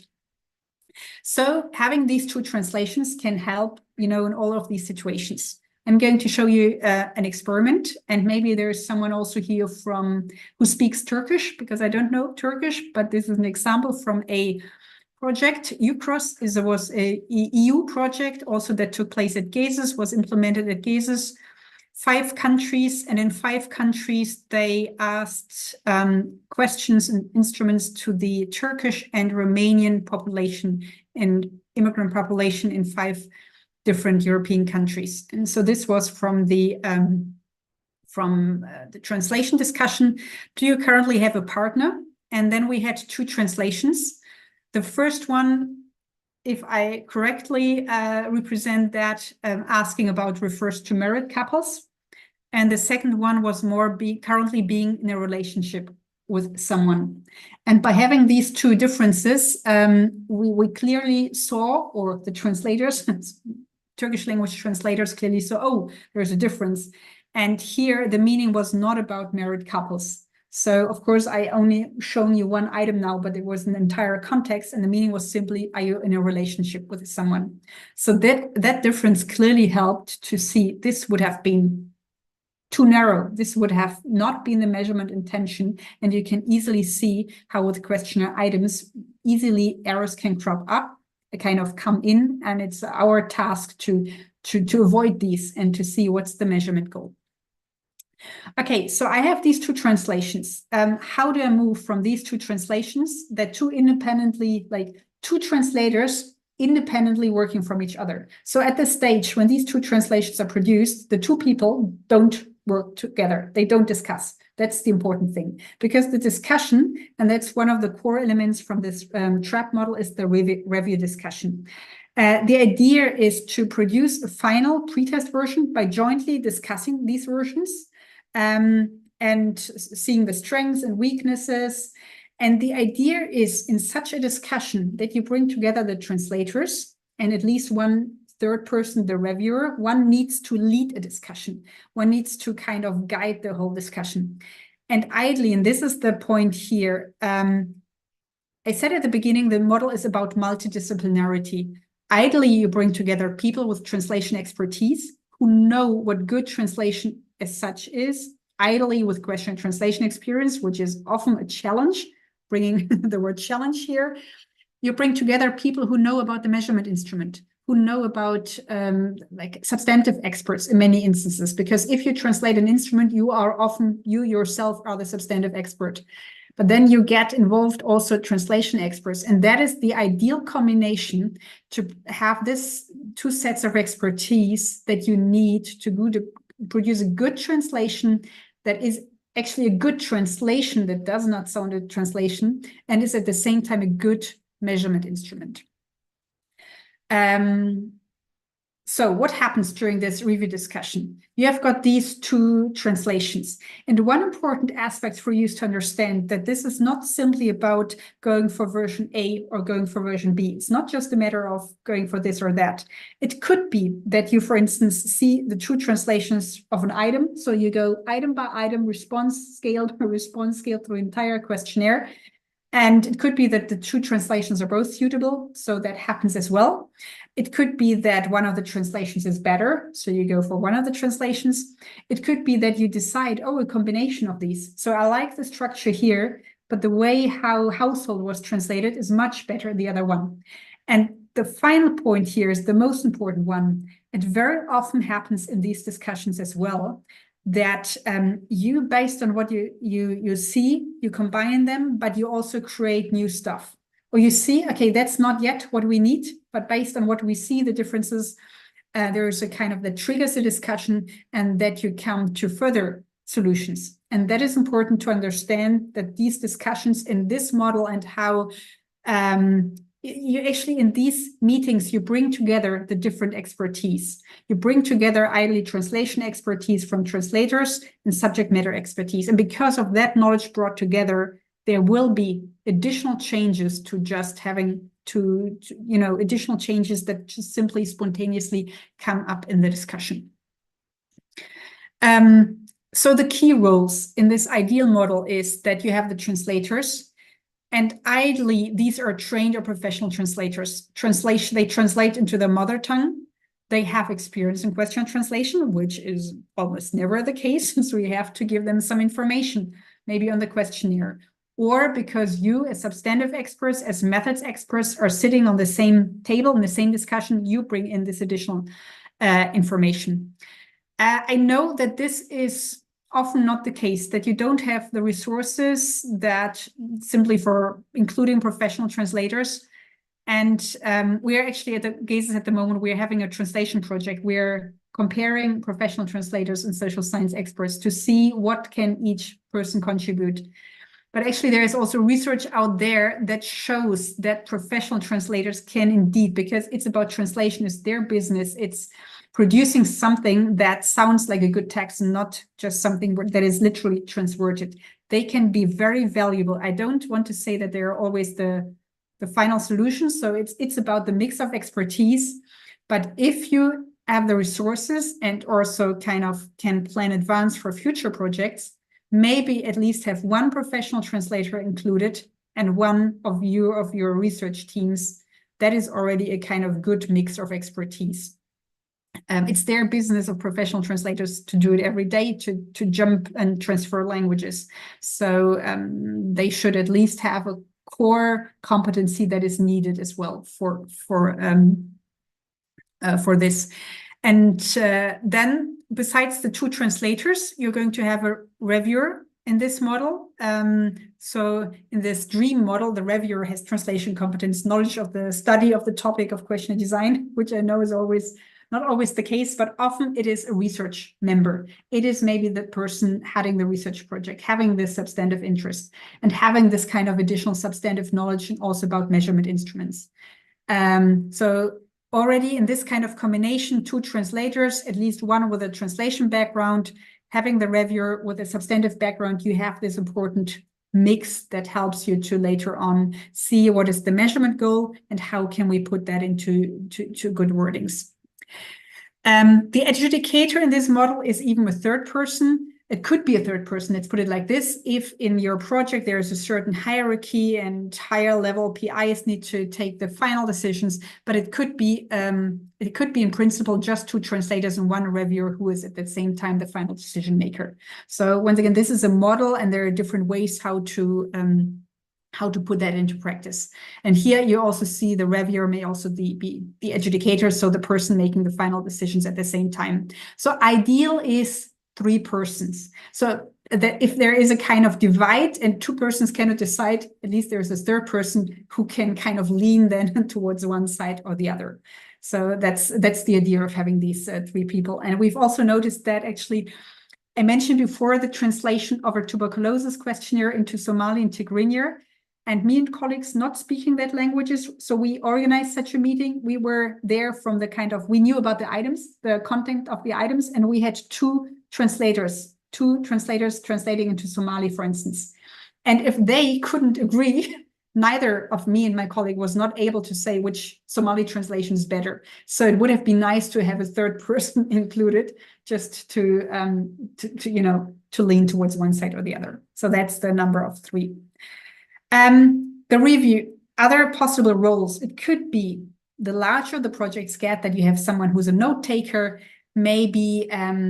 So if we translate often at GESIS, we have a lot of these cross-national studies, the European Social Survey, the International Social Survey Program, the OECD study PIAAC. We translate them from English into German. And we've also a colleague who is at the same time English native speaker from Canada. So that can also give us sometimes some additional help in case we as non-native speakers of English kind of fight with some sort of meaning. Pre-testing experts, whoever. So you may kind of enlarge the group if you want to for such a discussion, but 3 is a kind of good number, so you don't have to have an overkill of people. Too many people also gets unmanageable.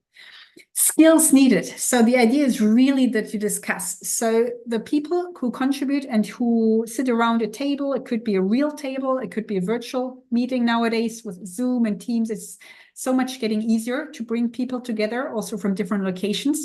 They need to have the ability to work as a member of a team. And actually what I can tell you from our experience is that professional translators are very much like that, working together and discussing translations, because normally in most cases they work on their own in their own office all the time. So this is something that is very enriching for them as well.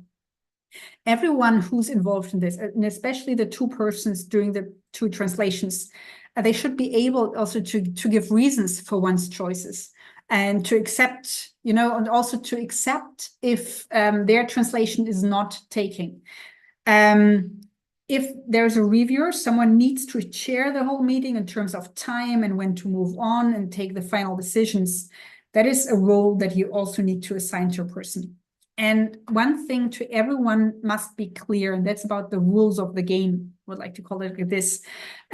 All the discussions, they are never about a person, kind of a personal, any personal criticism. So they should not be taken as a personal criticism. So we all know that translation changes. We bring together different people. And because of this bringing together of different expertise, different opinions, necessarily the initial translations will change, at least at some places. So that is important to say to everyone, especially if people are new to this entire setting, the discussion. This is not about personal criticism, personal errors. We know the translation changes.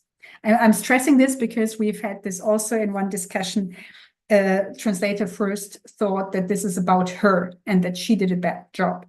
And that was not the case. And so ever since then, we have had introduced this. This is the nature that we discuss things, and that things may change compared to the initial translations. So the adjudication phase in this model is what I said is the final decision making. So it could be that someone, the top PI needs to do a final check, who was not involved in the discussion.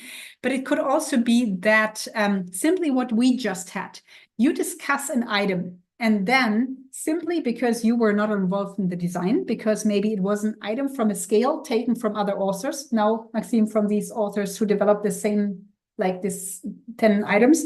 So it could be that you find different items, different meanings, and you simply don't know what is the meaning.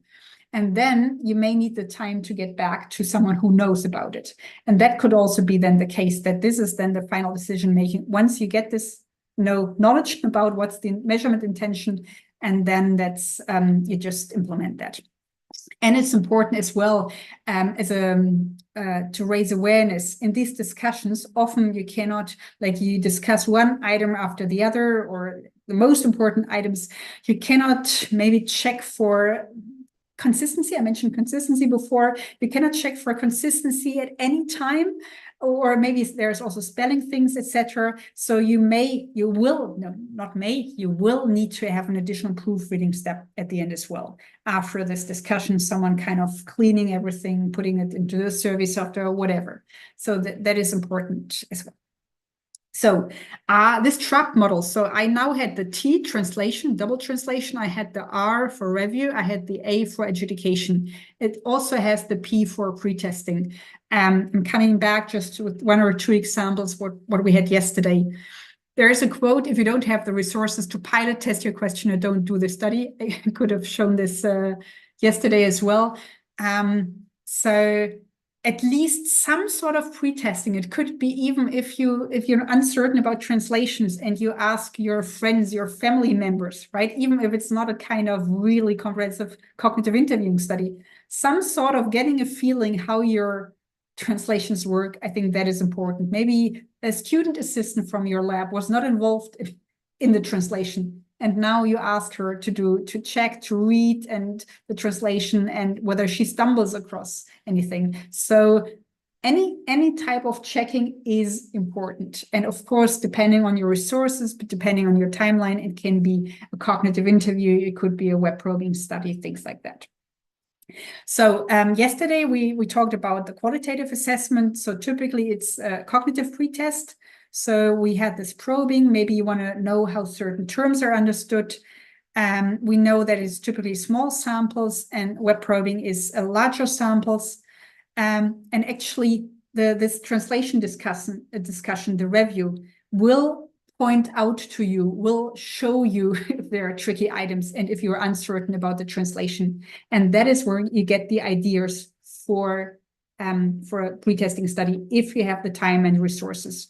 Or maybe if there is in your project, you know that certain items in an instrument are very, very important. It may be that the PI of this project says, please, if you do your cognitive interviews, I want you to have these 3 items included in any way, to see how, what are the reasoning patterns, how respondents arrive at their answers. So this is how you could arrive if you have a pretest at some of these items that you select for a pretest.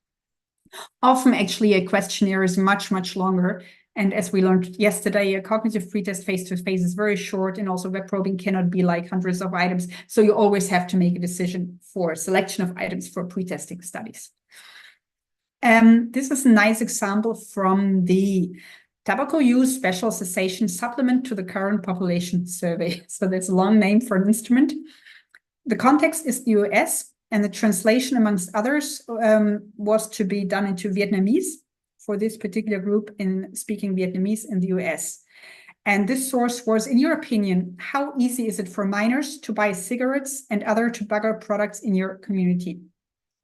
And so they had a Vietnamese translation for this. And in cognitive interviewing, they found out that community, the way that they had translated community, tended to be interpreted as the Vietnamese people in general. But it was meant in your community, in the area where you live. So because of that finding from cognitive interviewing, they changed it into something, it's now in English, but of course they changed it in the Vietnamese language. In your opinion, how easy is it for a minor to buy cigarettes or cigarette products in the area where you're now living? So this is the essential thing. They kind of used a paraphrase to make clear what in your community actually means. Or another example, also from cognitive interviewing. Actually, when you read cognitive interviewing publications or publications about validations of instruments, I think that is most revealing, because it gives you an indication, okay, what can go wrong? What kind of things where do I have to be more aware? of challenges that could arise in questionnaire translation adaptation. So this is from the medical context, an instrument where they asked over the past 3 days, have you felt good about yourself as a person? And they had cognitive interviews in Germany and in the UK. And here, that's from the publication, they have a summary of the aspects identified from the cognitive interviewing. And they said in Germany, participants interpreted the term used in German mostly as feeling physically well or feeling well in surroundings. And if asked, did not associate it with a spiritual aspect. But apparently that was meant in the item. And also 3 out of 10 of UK participants found the question strange to be asked and confusing. So it's not as bad as in the German case, but in the German case, 9 out of 15 respondents. So they had in each case 15 cognitive interviewing test persons. And here in German, like in the German language, for Germany, there was a high level of people not really understanding it in the intended sense. So maybe because in the UK it was not too bad, but because they could possibly have changed the German wording as well. Maybe they could have found a different wording, but what they actually decided, because this project was at a stage where they were able to fine-tune both the translation and the English source. So they decided in the end to revise the item that you had here. Have you felt at peace? That is, for them, it was clear to kind of get rid of this kind of physically well, or the kind of thing that they didn't want to have in this item. So these are 2 examples of cognitive interviewing. What you may also have instead of cognitive interviewing or is a kind of quantitative assessment. What is sometimes called a field test, a pilot study. It can have different names. And the idea is that you are going to have a simulation of the real survey interview. So while the pretest is often kind of selection of the most critical items, the most difficult items, here you have the real survey, the entire survey that goes into this test. And the idea is that you have with this a full knowledge of what's going to be the length, the duration, which can be important for studies. If it's an interviewer administered a survey, you can find out interviewer problems. You can have debriefing, respondent problems. You can have maybe sequence effects from the entire questionnaire. Any problems with the survey software. Quantitative, like larger pretests, will allow you to do statistical analyses and to really validate the items, the kind of constructs according to the whatever highest level of statistical procedures you would like to implement. And so this is a different approach also to do testing. Once again, this is always a matter also of resources, of time. If you go to the large scale, really big studies like the OECD studies, the PISA study and the PIAAC study, measuring the competencies among the student population and about the adult population, they always, before they have the final data collection, because the data is so important and the results are so important, like also on the political level, they have huge pilot studies and do all the kind of statistical checks on the data before they kind of optimize and kind of correct items or kind of competency tests and then move on to the final stages. Also, the European Social Survey, they have, when they develop the questionnaire, they have some translatability assessments that you were introduced to yesterday in some languages. They have, in some languages, not in all languages, cognitive interviewing, cross-cultural cognitive interviewing, and use that feedback. And at least in 2 studies, they have quantitative assessment. Once again, this is a large-scale study. It provides data to a lot of people and users, so you need to try to make sure that the data is good. Smaller projects have their smaller timelines, shorter timelines. They have not as much budget. So take this also, what I'm presenting here, this is a toolbox. And you have to see what you can use for your projects. And definitely for smaller projects, for kind of projects with very tight timelines, you just have to make choices out of a toolbox. But also, it's maybe the toolbox is good for you if you plan projects for the future, maybe to take some of these things into account. And to count, for instance, in terms of timeline, yes, we want to do some pre-testing or web probing. That means I have to factor in timeline. Yes, I want to include a professional translator, at least one. That means I need to have budget for this as well. I don't know what the situation is in your case, but I often have consultancy projects where there is simply translation, there is no budget for translation. Or people didn't factor that in. And then, of course, it becomes difficult to have external help, external professional translators or people contributing. So one thing that is also important, and maybe it becomes even more visible once you move to web surveys, but I guess it's in all the surveys, there needs to be a kind of layout check or a final validation in the final layout. So for instance, in the web mode, you need to make sure that all text is visible online and not hidden. That nowadays line breaks are automatic often in web service software. Let's say 5 or 10 years ago, line breaks were not automatic, and maybe sometimes in translations texts looked weird on a web page, but nowadays it gets easier. If you're using text boxes, maybe for names, maybe for I don't know, for this height or for the size, you need to make sure that this fits and is also in line with maybe cultural conventions.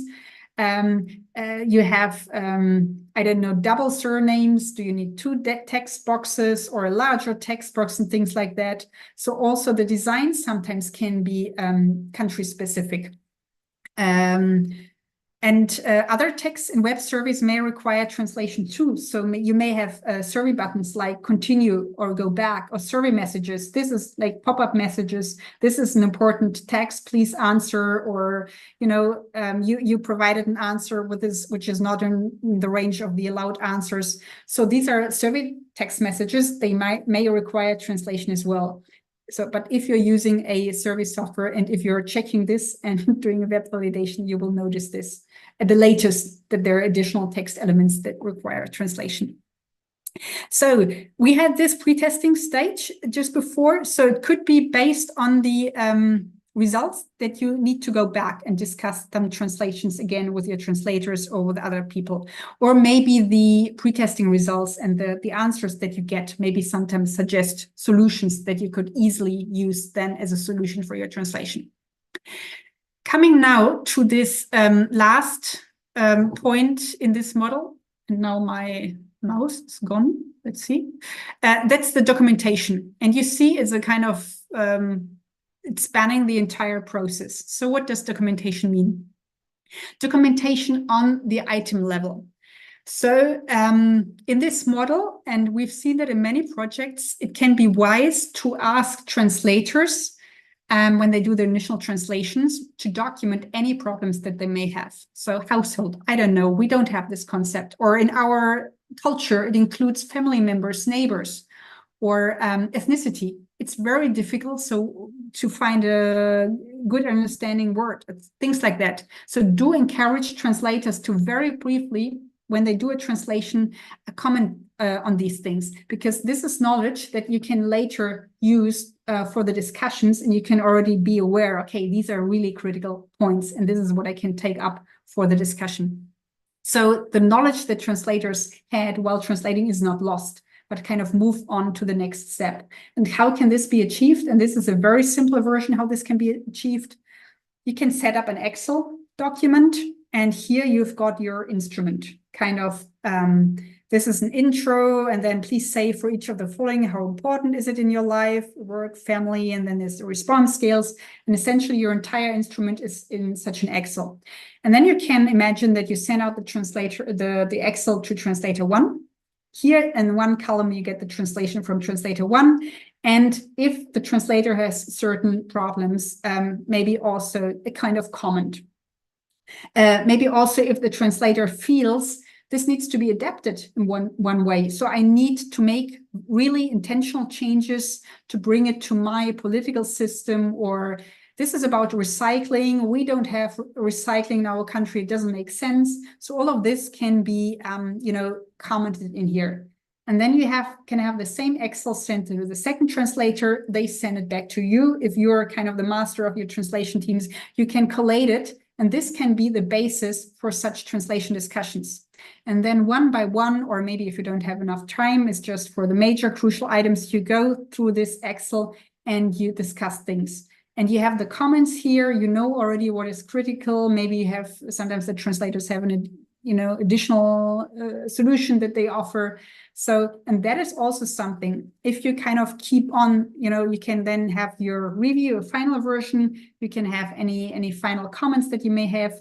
This is for you a very nice documentation in terms of transparency for the entire research process. That can also help you later on, for instance, if you want to publish that you have adapted and validated at scale and want to provide examples for difficult things, for things that, needed to be adapted, whatever. This can be the place to have it here. And also, Maxime, for you in your team, if you, for instance, manage the entire teams and you would like to have like the final Excel, if you want to implement it in such a version, the final Excel back from your teams, and also maybe with certain comments or tricky decisions, things like that.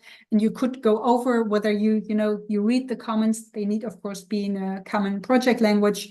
Maybe using these comments gives you some feeling whether things are understood correctly, or whether you would like to follow up with some, with the countries on certain things. But this is a very nice way to manage the entire procedure. And if you ask me now whether there is a tool out there to manage the entire process, there are paid tools, and they are very expensive. So they are tailor-made for the European Social Survey, or for really these big surveys. And it's an entire institute. It's called Center Data. But I think it's not what is usable for the everyday small project. So for this, I'm showing you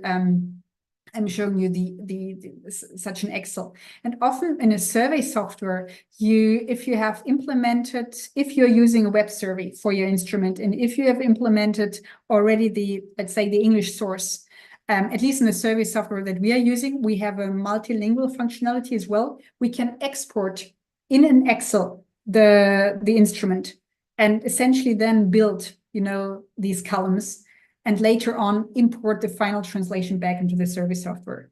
So that is also a way, yes, you can combine these Excels also with real-world practicalities. This is a very nice example from personality research. They had the final translation, they commented on everything. On kind of challenges in the translation, on adaptations, on things where they conveyed the meaning, but completely restructured the sentence and just tried to explain this. So maybe for an outsider, it seemed, oh, this may be a completely different item, but just they briefly explained what they did and why they did it. And this is, if there's the link on the slides, it's open access, and you can learn a bit about this. And I think such and transparent documentation maybe also helps later on if this personality, it's called PIAAC, I don't know exactly what it stands for, but if this gets translated into more and more languages, it can also help, researchers now planning to translate it into a new language. They can look at existing, documentation and see, okay, what were the challenges? Maybe this gives me some input as well. But I have to admit as well, I've rarely seen such a comprehensive documentation of a kind of entire adaptation process. Documentation is on this item level. This is what I showed to you. But documentation also means, especially if I now talk about a technical report for your study, or if we now talk about publications, you want to publish your validated adapted instrument. And it is best practice, and you should describe not just in detail all the statistical procedures that you implemented, but how you translated the questionnaire, who was involved, according to what procedures. And actually this lack of knowledge on how the translation was carried out is actually deplored, and also especially also in the cross-cultural community, but actually in all disciplines as well. This is, for instance, from 2014, Rios and Siereki. They looked at a lot of papers from, I don't know whether it was a specific field in cross-cultural psychology or kind of in general. And surprisingly, 62% of the studies did not explicitly state the number of translators involved in the translation procedure. So maybe they just said it was translated from English into German using the back translation approach. So no knowledge who, how many, etc. Why is it important to give some more information on the translation procedure? Because it's nowadays, it's seen as a quality. Some way people can assess a bit how much effort was put into producing a translation. Was a certain standard met, or was a certain level of, what is, recommended in a discipline, is that met? And because of that, it's important to describe that. You're describing the sample and everything, but the translation, as we've seen now with a lot of examples, suffers or kind of gains from the methods that you implement. So it's important to also let others know. They also continue, these authors, in terms of the specification of translator qualifications, 84% of the studies failed to note the degree to which the translator was familiar with the target language and culture, as well as his or her expertise. They simply said 2 people translated. But as I said at the beginning, it's also crucial what kind of expertise you bring to the table. So this is also part, it doesn't have to be an entire essay. There are always space restrictions, but do take a description of the process into account as well. And this is from Journal of Cross-Cultural Psychology. I don't know whether this is one of the main journals also for your field. Just from this year, they have a publication and how authors or researchers that want to publish validated adapted scales, how they could document this. And as you can see here, so they have the structure of the paper, and translation is important. It's about the translators, it's about the translation designs, and they have something else. So it has its own role, and then it's about the materials, about the participants and samples, etc. But it has its own role there as well. So with this, I would like to move on to back translation, because some of you may wonder that I haven't mentioned back translation before, and back translation is the, let's say, key method that comes from cross-cultural psychology, bristling from the 70s. So whoever starts to get familiar with question translation will sooner or later somehow hear the term back translation. And you can later on tell me as well how you perceive it in your discipline, subdiscipline. But from what I read across disciplines, it is, for some, it is a great tool, and for others, a very thorny issue. So there is no kind of uniform understanding of this method.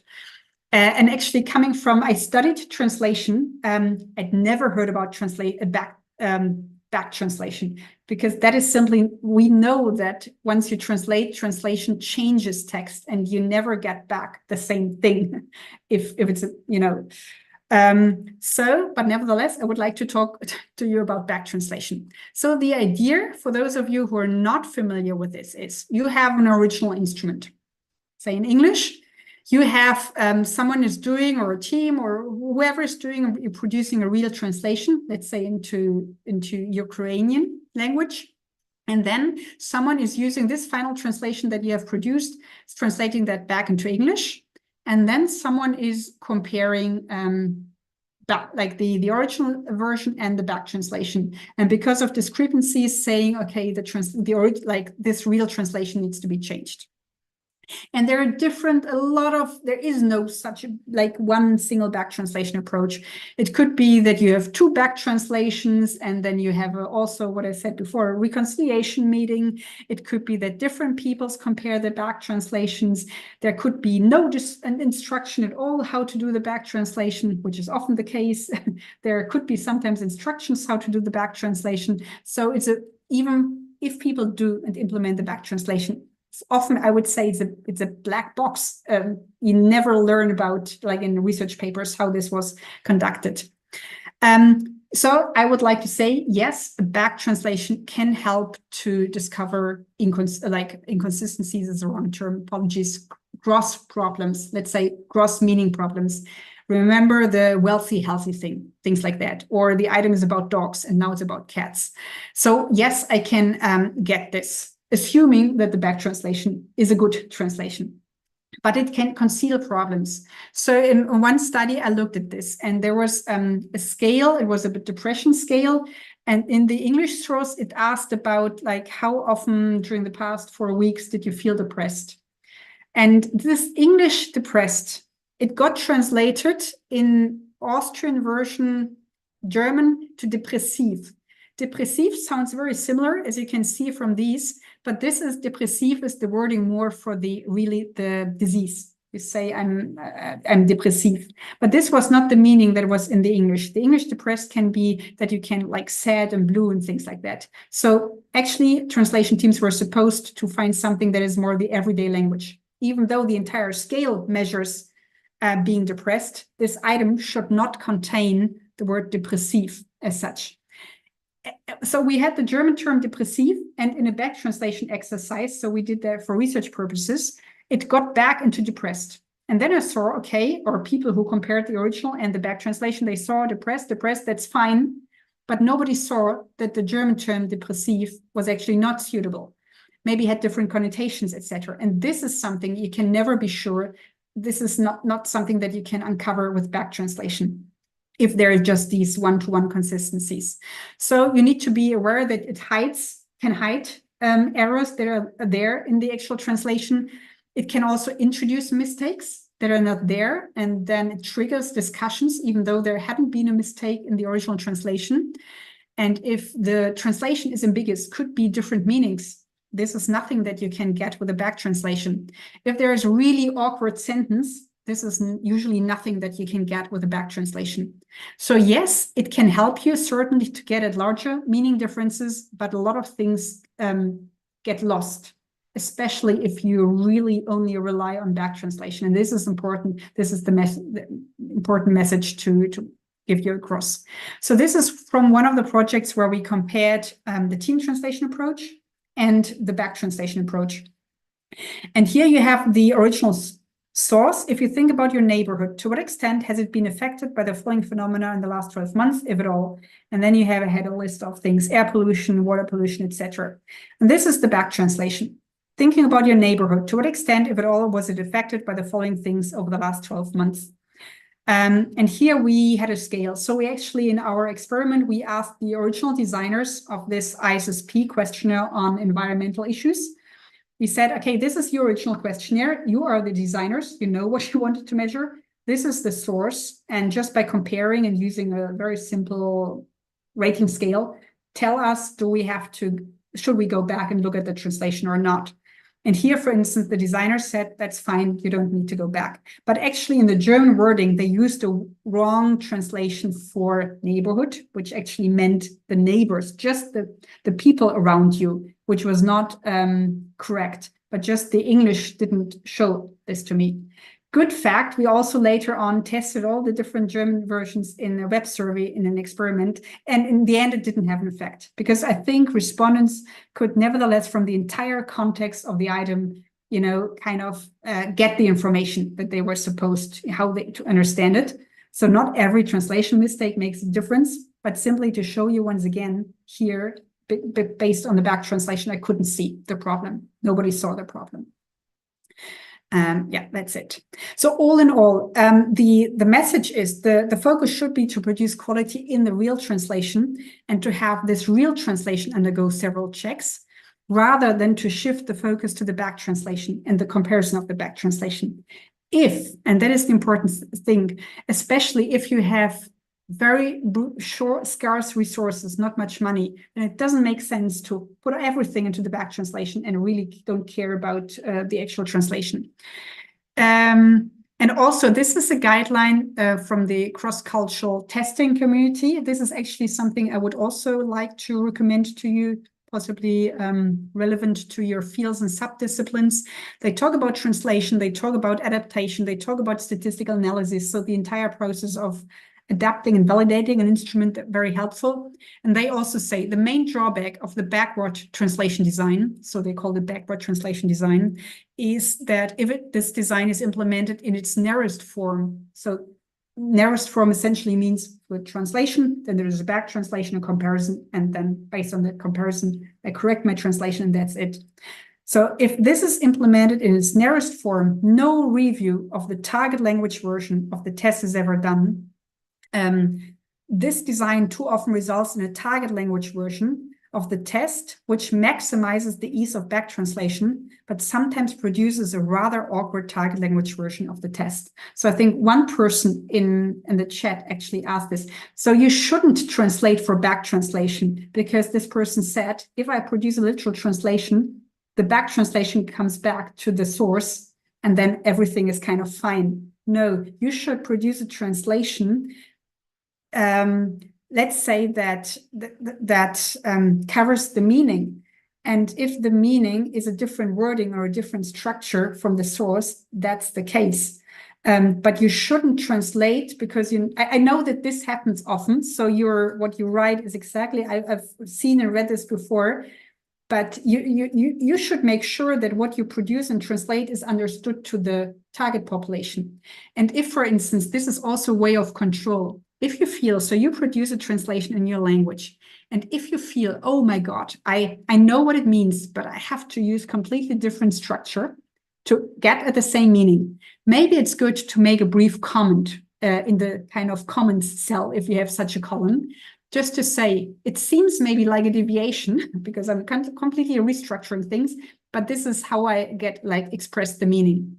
And this is also something, if later someone says, and if there's a back translation, and if the back translation comparison says, oh, that's completely nonsense what you're doing, but maybe this comment helps to explain what has actually happened in the translation and why the translation teams needed to completely rephrase a thing. Just coming back, for instance, to this, he looks for adventures. Okay, imagine, so the French say he looks for adventures, adventure in singular. So this gets translated into French, aventure in singular. It gets back translated. There is just adventure in singular. So someone comparing adventures in English in the source, adventure in singular, and saying, oh, there's a difference. You need to correct. You need to put the plural in your translation. But then if I have the knowledge, no, in French, we decided to have singular l'aventure because it better expresses the meaning. Then I have this knowledge because someone has commented on it. So just to make something because the structure is the same in the back translation and the original doesn't make sense. We still have to look at what it measures. And I think this is often happens in back translation discussions. Either there is one forces the original and the back translation to be the same, which is a danger. Or there are too many discussions about things that you actually don't need to discuss, but just because the back translation has produced a different structure. And that's just the thing how translation is. It is just not a one-way street going back in one direction and going back in exactly the same direction. If you want to implement back translation, because in your discipline, it's still demanded. And I know that in psychology, it could be Brislin 1970s, publications from the 70s. It's often still a gold standard. But once again, you can have these other guidelines also from psychology. You can look at von der Pfeiffer, etc., who say there is a danger. So if you want to implement it because of project requirements or because of whatever, you want to have some control.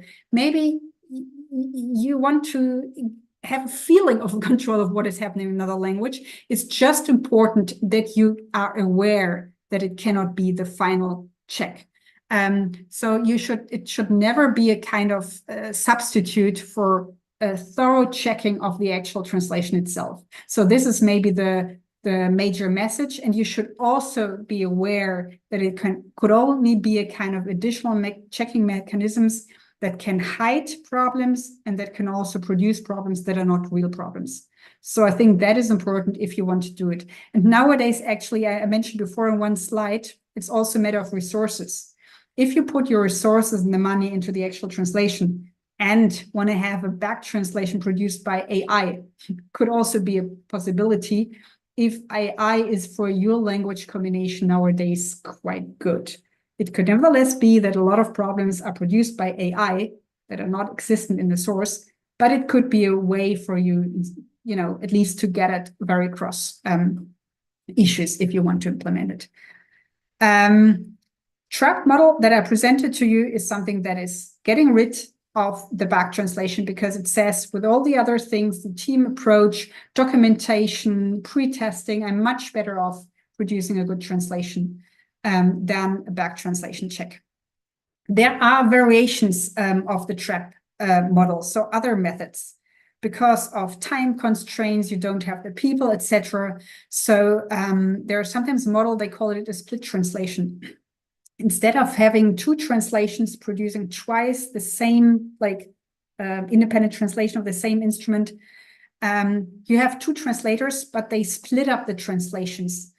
So that maybe one translator is producing the first half of the other of the second half, but nevertheless, everyone comes together for a discussion. But then, of course, you don't have the added value of having 2 translations. You have the added value of having 2 translators in a discussion, so different spontaneous reactions, etc. You don't have the added value of having 2 translations for the same item. But this is a model that is out there as well, saving money, especially if you have, want to spend money on external translators, and then you can only afford one translation and then you split it up. There's also a model that is, we have only the possibility to have 1 translation that is produced, but we want to nevertheless come together in a team. That is because one of the actually most important elements of this model is the team discussion, is exchanging of opinions. How do different people perceive the items, the wordings? And so this second part is a kind of reduced model, but maintains the review discussion element. And then there's also a model, there's one person on his or her own kind of bringing together 2 translations. So 2 translations to start from, one person reconciling the translations on his or her own, which means the kind of discussion element is lost in the different perspectives. And this person then decides on his or her own, okay, there are some items that I would like to discuss with the entire group. And then there you have nevertheless a team discussion for a selection of items. So all of this depends on time, resources, time and staff and availability, simply of project requirements and feasibilities.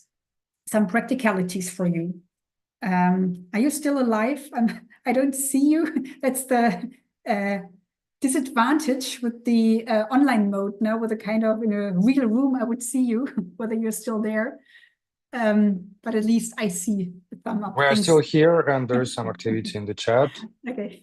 People following the sources that you're citing. So some things of practicalities, and we are also moving then now to the final parts of this workshop, and then there's room for you discussion. As I said before, it can do a lot as a project manager to give some information on what is needed. This is kind of the briefing or specifications on the kind of overall situation in which this instrument is embedded. Especially maybe if these are external translators, if they are new to the project, you can convey important information about the instrument, about maybe some crucial aspects that they need to consider. You can have a very brief document, like 1 page, or maybe you can also have a video call, half an hour, things like that. So there are different ways how you could conceive this. So what can you do in your different roles to try to ensure high quality translations? So if you're a project manager or if you lead your own national team, language team, as I said before, it's about briefing documents. So embedding the brief set of instruction guidelines. You can have a training session if that's very important for this instrument.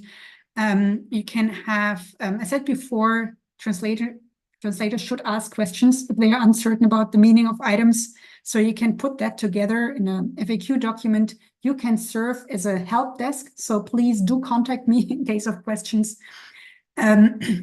You can organize based on the questions that you get, or already in advance. You can say, okay, now all my 5 country teams, do please translate. In 4 weeks' time, we are going to have a meeting for 3 hours. Online now, everything is possible. And I want to discuss with you the next 10 items. maybe items that cropped up again and again, countries had difficulties, or maybe 10 crucial items that you think are anyway the most important ones, and you just want to see how they solved it, whether all the understanding the same. So you could think of this. You could also think of a checklist, but it depends on the questionnaire. Is it really useful to have a checklist? So please take into account this and this and this and this. Here's an example. I'm not going into details now. It's from the European Social Survey. It's a very comprehensive, extensive checklist. I think it's very specific for the European Social Survey, but it can give you some indications. For instance, it's also a checklist because the European Social Survey has, even if the source questionnaire gets finalized, sometimes still there are small changes that they nevertheless want to implement, and they call it alert. And then they say on this checklist, okay, because before you finalize your translation, have you taken into account the latest alerts, the latest updates to the questionnaire? It's just a tick to be aware in the checklist. So once again, I don't know whether things like this are really useful for your project, but you could set it up like this. So for the translators, it's important that they can ask questions and that you encourage them to document issues, challenges in a common project language, that maybe if you get these Excels, if you see them at some time, maybe you can look at this and then maybe act if you think there's, the need for action. Country teams should, if they think an adaptation is needed, and maybe you can also have a kind of a control over what is happening. So this is something how you or how different players, what they can do, all in the major goal to have equality and comparability. This is all about comparability between different language versions. What you can do beforehand is also coming back to yesterday.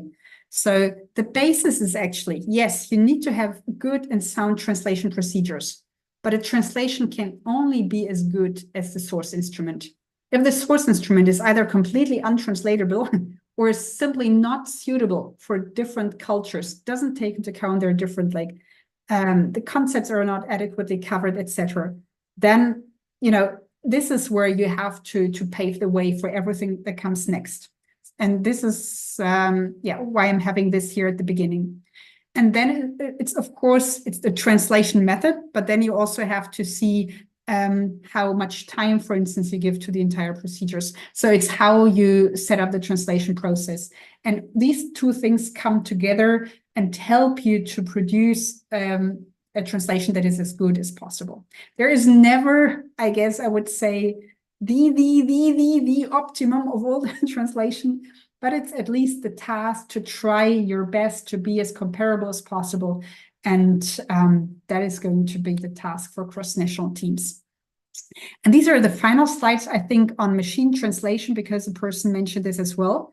So especially it's now with ChatGPT, large language models, but already before with the so-called neural translation that started in 2016. The machine translation quality gets better and better, but it's important. It depends on language combination. It depends on the quality of your source instrument. If that is quite ambiguous, the machine translation will also produce, whatever, doesn't know how to decide. And you have to, on the training data, and actually all these open source tools, Google Translate and DeepL and whatever, they are not made for question translation. So they are not trained on measurement instruments. So they don't know really how to really meet the needs of measurement instruments. This is something that you have to know. This is first. Second, especially now with neural machine translation and especially the LLM, the large language models, it reads so fluently. No typos or hardly any typos or grammatic things anymore. But that has the issue that errors are easily overseen, because it reads so easily. This is something that you have to be aware of. And actually translators who are aware of problems are in a better position to also see the problems rather than kind of overlooking them. One important aspect is openly accessible machine translation tools. That is those that you can use for free. Google Translate, DeepL. So not the licensed versions, but the ones that are free. Everything that you put in goes out is somewhere on the server. I don't know in which country. But if you have confidential data, confidential instruments that you shouldn't put out there, you should rather use the licensed version where data is safe, or you shouldn't imagine you have open-ended research data from cognitive interview, web probing. You shouldn't put that out into the web. There could be, personal information. There could even be email addresses, whatever. This is research data. So if you want to use machine translation, it should be the kind of protected version that you don't infringe any potential data protection needs that you set up for your project. If items are open anyway, like for instance for questionnaires, then you can put that into questionnaires. But if it's about confidential instruments, they shouldn't go out into the wide open. So machine translation may help and support, but it should certainly not be taken over unseen and unreviewed. And we still recommend team-based procedures. So still double translation, or at least a person working on a machine translation, correcting it, discussions, because it can be treated as any other version. So you should still review, discuss it, and just have the normal procedure, but you can implement machine translation. So we did experiments on that.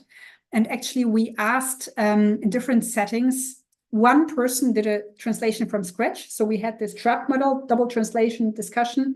One person did a translation from scratch. One person did, it's called post-editing in the translation industry. So they get the machine translation output, correct it, and then that's the second translation that goes into the review discussion. And one way of post-editing is light post-editing, only correcting the kind of the major issues, but other than that, not touching it. And we noticed in the discussion, this person, and nobody was really able to argue for this machine translation, because you don't know why a machine translation is deciding for a version or not. So it may be, if you're using a machine translation, it can be very good. You may use it as a second translation, but there is nobody who really knows why a machine translation chose a certain translation or made a certain decision. This is something that you should take into account if you would like to include it into your procedures. So the Zavala Rojas gives you, if you want to read the papers, open access. So here we included machine translation into different team translation settings, and you may read about it. But in the end, having one machine translation corrected version was okay, and also was helpful in the settings. But in all instances, we had the team discussions working on and finalizing the translations. And just for instance, a minor, and then I'm just checking what the next slide is, but I think that is going to be the last slide. Yes, one example from this experiment that we had. So we took this item, it was about ageism. I'm interested in how you think most people in Germany, Belgium, France, Portugal, Japan, etc., view the status of people in their 20s, people in their 40s, and people over 70. So here are the machine translation versions that one person in our experiment was supposed to correct before it then went into such a team discussion. This is the German version for those of you who read German. This is the Russian version. I don't understand Russian, so whoever is there can tell us whether it's good or not. And I had this in a workshop, and I asked people, most of them were German speaking, do they find the problems here? They all said, okay, it's awkward worded. That's what they found. So it needs to be reworded a bit. But then most didn't see it. So people in their 20s, people in their 40s. It means people in the age between 20, 29, people in the between 40, 49, something like this. So that is the meaning in the English. But in the German, they produced a translation that says, please tell me about the status of people in the 20s, not in their 20s, but in the 20s, which in German means in the 1920s, or it means the decade. And hardly anybody didn't saw this. So it's not about the age groups in the German language, but it's people who lived in the 1920s, people who lived in the 1940s, which is definitely not the meaning of this item. And this is what I would just simply like to draw your attention to. If the grammar is fine, if the syntax is fine, you may not spot these things if you maybe don't have a second translation to compare, if you're simply not sensitive enough to these things. So one simply has to be very carefully review these things and check these things. So I don't know what is in the Russian version, so maybe it's good. And it's machine translation is getting crazy. Maxime, you're nodding. Maybe you can say a word on this before I conclude with a final slide. To me, it sounds weird. I mean, probably content is correct, but it does sound weird. Okay, so that is good. That brings me back to the point. So if in some languages, machine translation nowadays can help and can produce a good starting point, let's put it like this. It doesn't mean that in other language combination, it's going to work. And it doesn't mean that it's going to work for the needs of questionnaire translation, maybe for your email conversations, maybe for some legal administrative templates. It's great. And once again, I'm amazed as well how good it is kind of developing. But you need to be really careful that it really fits measurement purpose. So do not just think, okay, now we have this great tool and it only needs minor checks. No, before you check to double translation, discuss these. So the same should apply and the same carefulness and thorough review to machine translation. So you could essentially treat it as one of the translations of the process and just then move it on. And actually letting you know also from one of our experiments, if you have got two translators and two translators use the same machine translation as the basis, this doesn't really help you because then the translations are very, very similar. And you ideally with these two like double translation approach, you would like to have different syntactical structure, different ideas and things to discuss to really think about the perfect translation for your instrument. And with this, I'm coming to my final slide, final remarks on translation. Sometimes several good translations exist. Oh, I had this before, actually.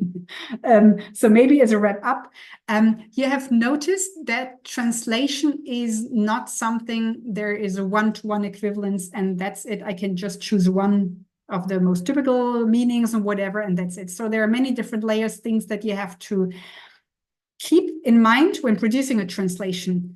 There are methods, and the key ideas of these methods that are introduced to you today is that you shouldn't be on your own. Maybe, let's say at least two people discussing and finalizing translation version, because that already brings together two different voices and opinions. Already, when you produce measurement instruments without translation in your own language, you are different people usually working on this, commenting on things. And that's the same for translations. And if you now think, oh my God, all these team discussions, actually, if you have ever done this or maybe plan to do this in the future, it can be really fun and exciting, and you learn a lot. And I think once you have done it once, you're much more aware of things. Okay, how should we approach things and take out things in the future? So that's it. For now, it's definitely translation is doable, but you shouldn't take it lightly, but it's definitely doable, and you can certainly produce good cross-national, cross-cultural survey data or instrument data, however you call that. Thanks, and I'm now here for comments, questions, anything that comes to your mind. There were a couple of questions about the automated translation in the comments, but I think you've addressed it already, honestly. Okay, Alexander, please voice up if you still have this question. To what extent can IL translation help you understand the context of a question in another language? As I said before, it's certainly, especially if you want to implement it as back translation, it can give you an indication, but you can never be sure. So, certainly this is now about democracy, this is about family life, about things like that, but you cannot be certain about subtleties. Maybe that's an additional answer to this question. Maybe I can ask a very general question. There are two opposite directions in which we work while translating. We want to keep our construct the same, but at the same we want to adapt, which invariably changes it. So how do we define this thin line between changing and keeping the original? Okay, the thing is, I guess there are different meanings of adaptations. So translation, especially if you come from the translation field, we know that translation necessarily changes text. Most often, there is not going to be a literal translation. And this is, I guess, what you mean by adaptation. Whenever you divert from a literal translation, depending on discipline, it's called an adaptation, but it can still be an adaptation. It change text because you have to okay, let me go back maybe to the to one of the examples. I'm interested in how you think that most people view the status of people in their 20s, people in their 40s, and people over 70. Maybe you have to restructure the text in some way. You cannot say, I'm interested in how you think. You have to put it differently into words. That means you deviate from a literal translation, but you still produce, because you use the words for this kind of meaning in the wording that fits your language, but it's still a good translation. So you have to see, maybe you start with a literal translation, but if you notice it doesn't work out, you deviate from that. But it doesn't mean that you deviating from a literal translation doesn't mean that you change the item or the construct. You have to ask yourself, what is the meaning? And if I still express the meaning, you're certainly within the field of having a good translation. If you say you're changing the construct more, I would say that we had this about the example about the knob. Here, this is a cultural adaptation, because you cannot have it simply doesn't exist in your country, the doorknob. So here, your decision is, if I have these elements that don't make sense in my culture, I have to integrate this cultural adaptation to make it useful for my culture. I mean, this is now about let's say, more technical, visible part. You could also imagine something, it's about behaviors, how, I don't know, people relate to each other. And it's about an item asking how often you hug people. Let's say it like this, or like in order to show you want to greet them. In a culture where hugging is not part of, family or friendship or whatever, you have to get away from this item. You have to find a different indicator. You can maybe semantically translate hug, but it doesn't, if it doesn't make sense in your culture for the construct, you have to deviate. You have to find a cultural adaptation. It could be giving your hand, right? Or it could be something else. So normally the first is, okay, maybe if I produce a translation, is it a literal translation? But most often I think you have to get away from the literal. You have to see what is the meaning and to find the words for the meaning. And if you then change something that is more dramatic, like because of realities in the country, because of behavior in the country, because of taboo topics, then that goes into even a further direction. But if it's needed for your instrument, for that it works in different cultures, then you have to go this higher level. But I would assume for your project, first you would like, at least from the items that I've seen, for most items, you want to have a good translation. Once again, it doesn't mean a literal translation, but that the kind of indicators, let's put it like this, the indicators and overall the meaning is the same. That's what I think you want to have for most items. And the kind of wording the structure of the sentence may be different. But for instance, for some respondents, if you also ask for the education level, this could be something that you have to ask on a country-specific level, because here education systems may be too different. And there are some items, or maybe also asking about immigrant background, which maybe there may be typical immigrant backgrounds in different countries. So this is something that you may have like on the level of completely country-specific questions. And okay, final word, sorry for this. Right. Having you and maybe others can help you because you have different opinions, and then together you try to find a line. Is this still a good translation, or do we change too much and think it's already something different? There is no clear-cut line. I think you are asking and raising exactly the most critical line. So when is it still a good translation and when are I maybe going too far away? I cannot give you a clear-cut answer on this. So at the moment, I can tell you the best that you can do is being not on your own and maybe having a thorough documentation. Maybe if you think you deviate too much, maybe also having documentation, maybe someone else can help you on this as well. All right. We're our time is running out. And I think we're ready to wrap it up. I can see there are no more questions in the chat.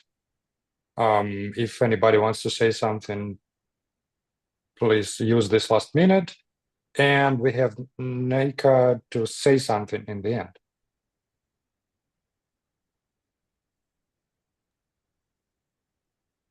Yeah, I was just going to send the link now for the Wise Judgment Consortium website, because as we know, this helps us a lot with our project.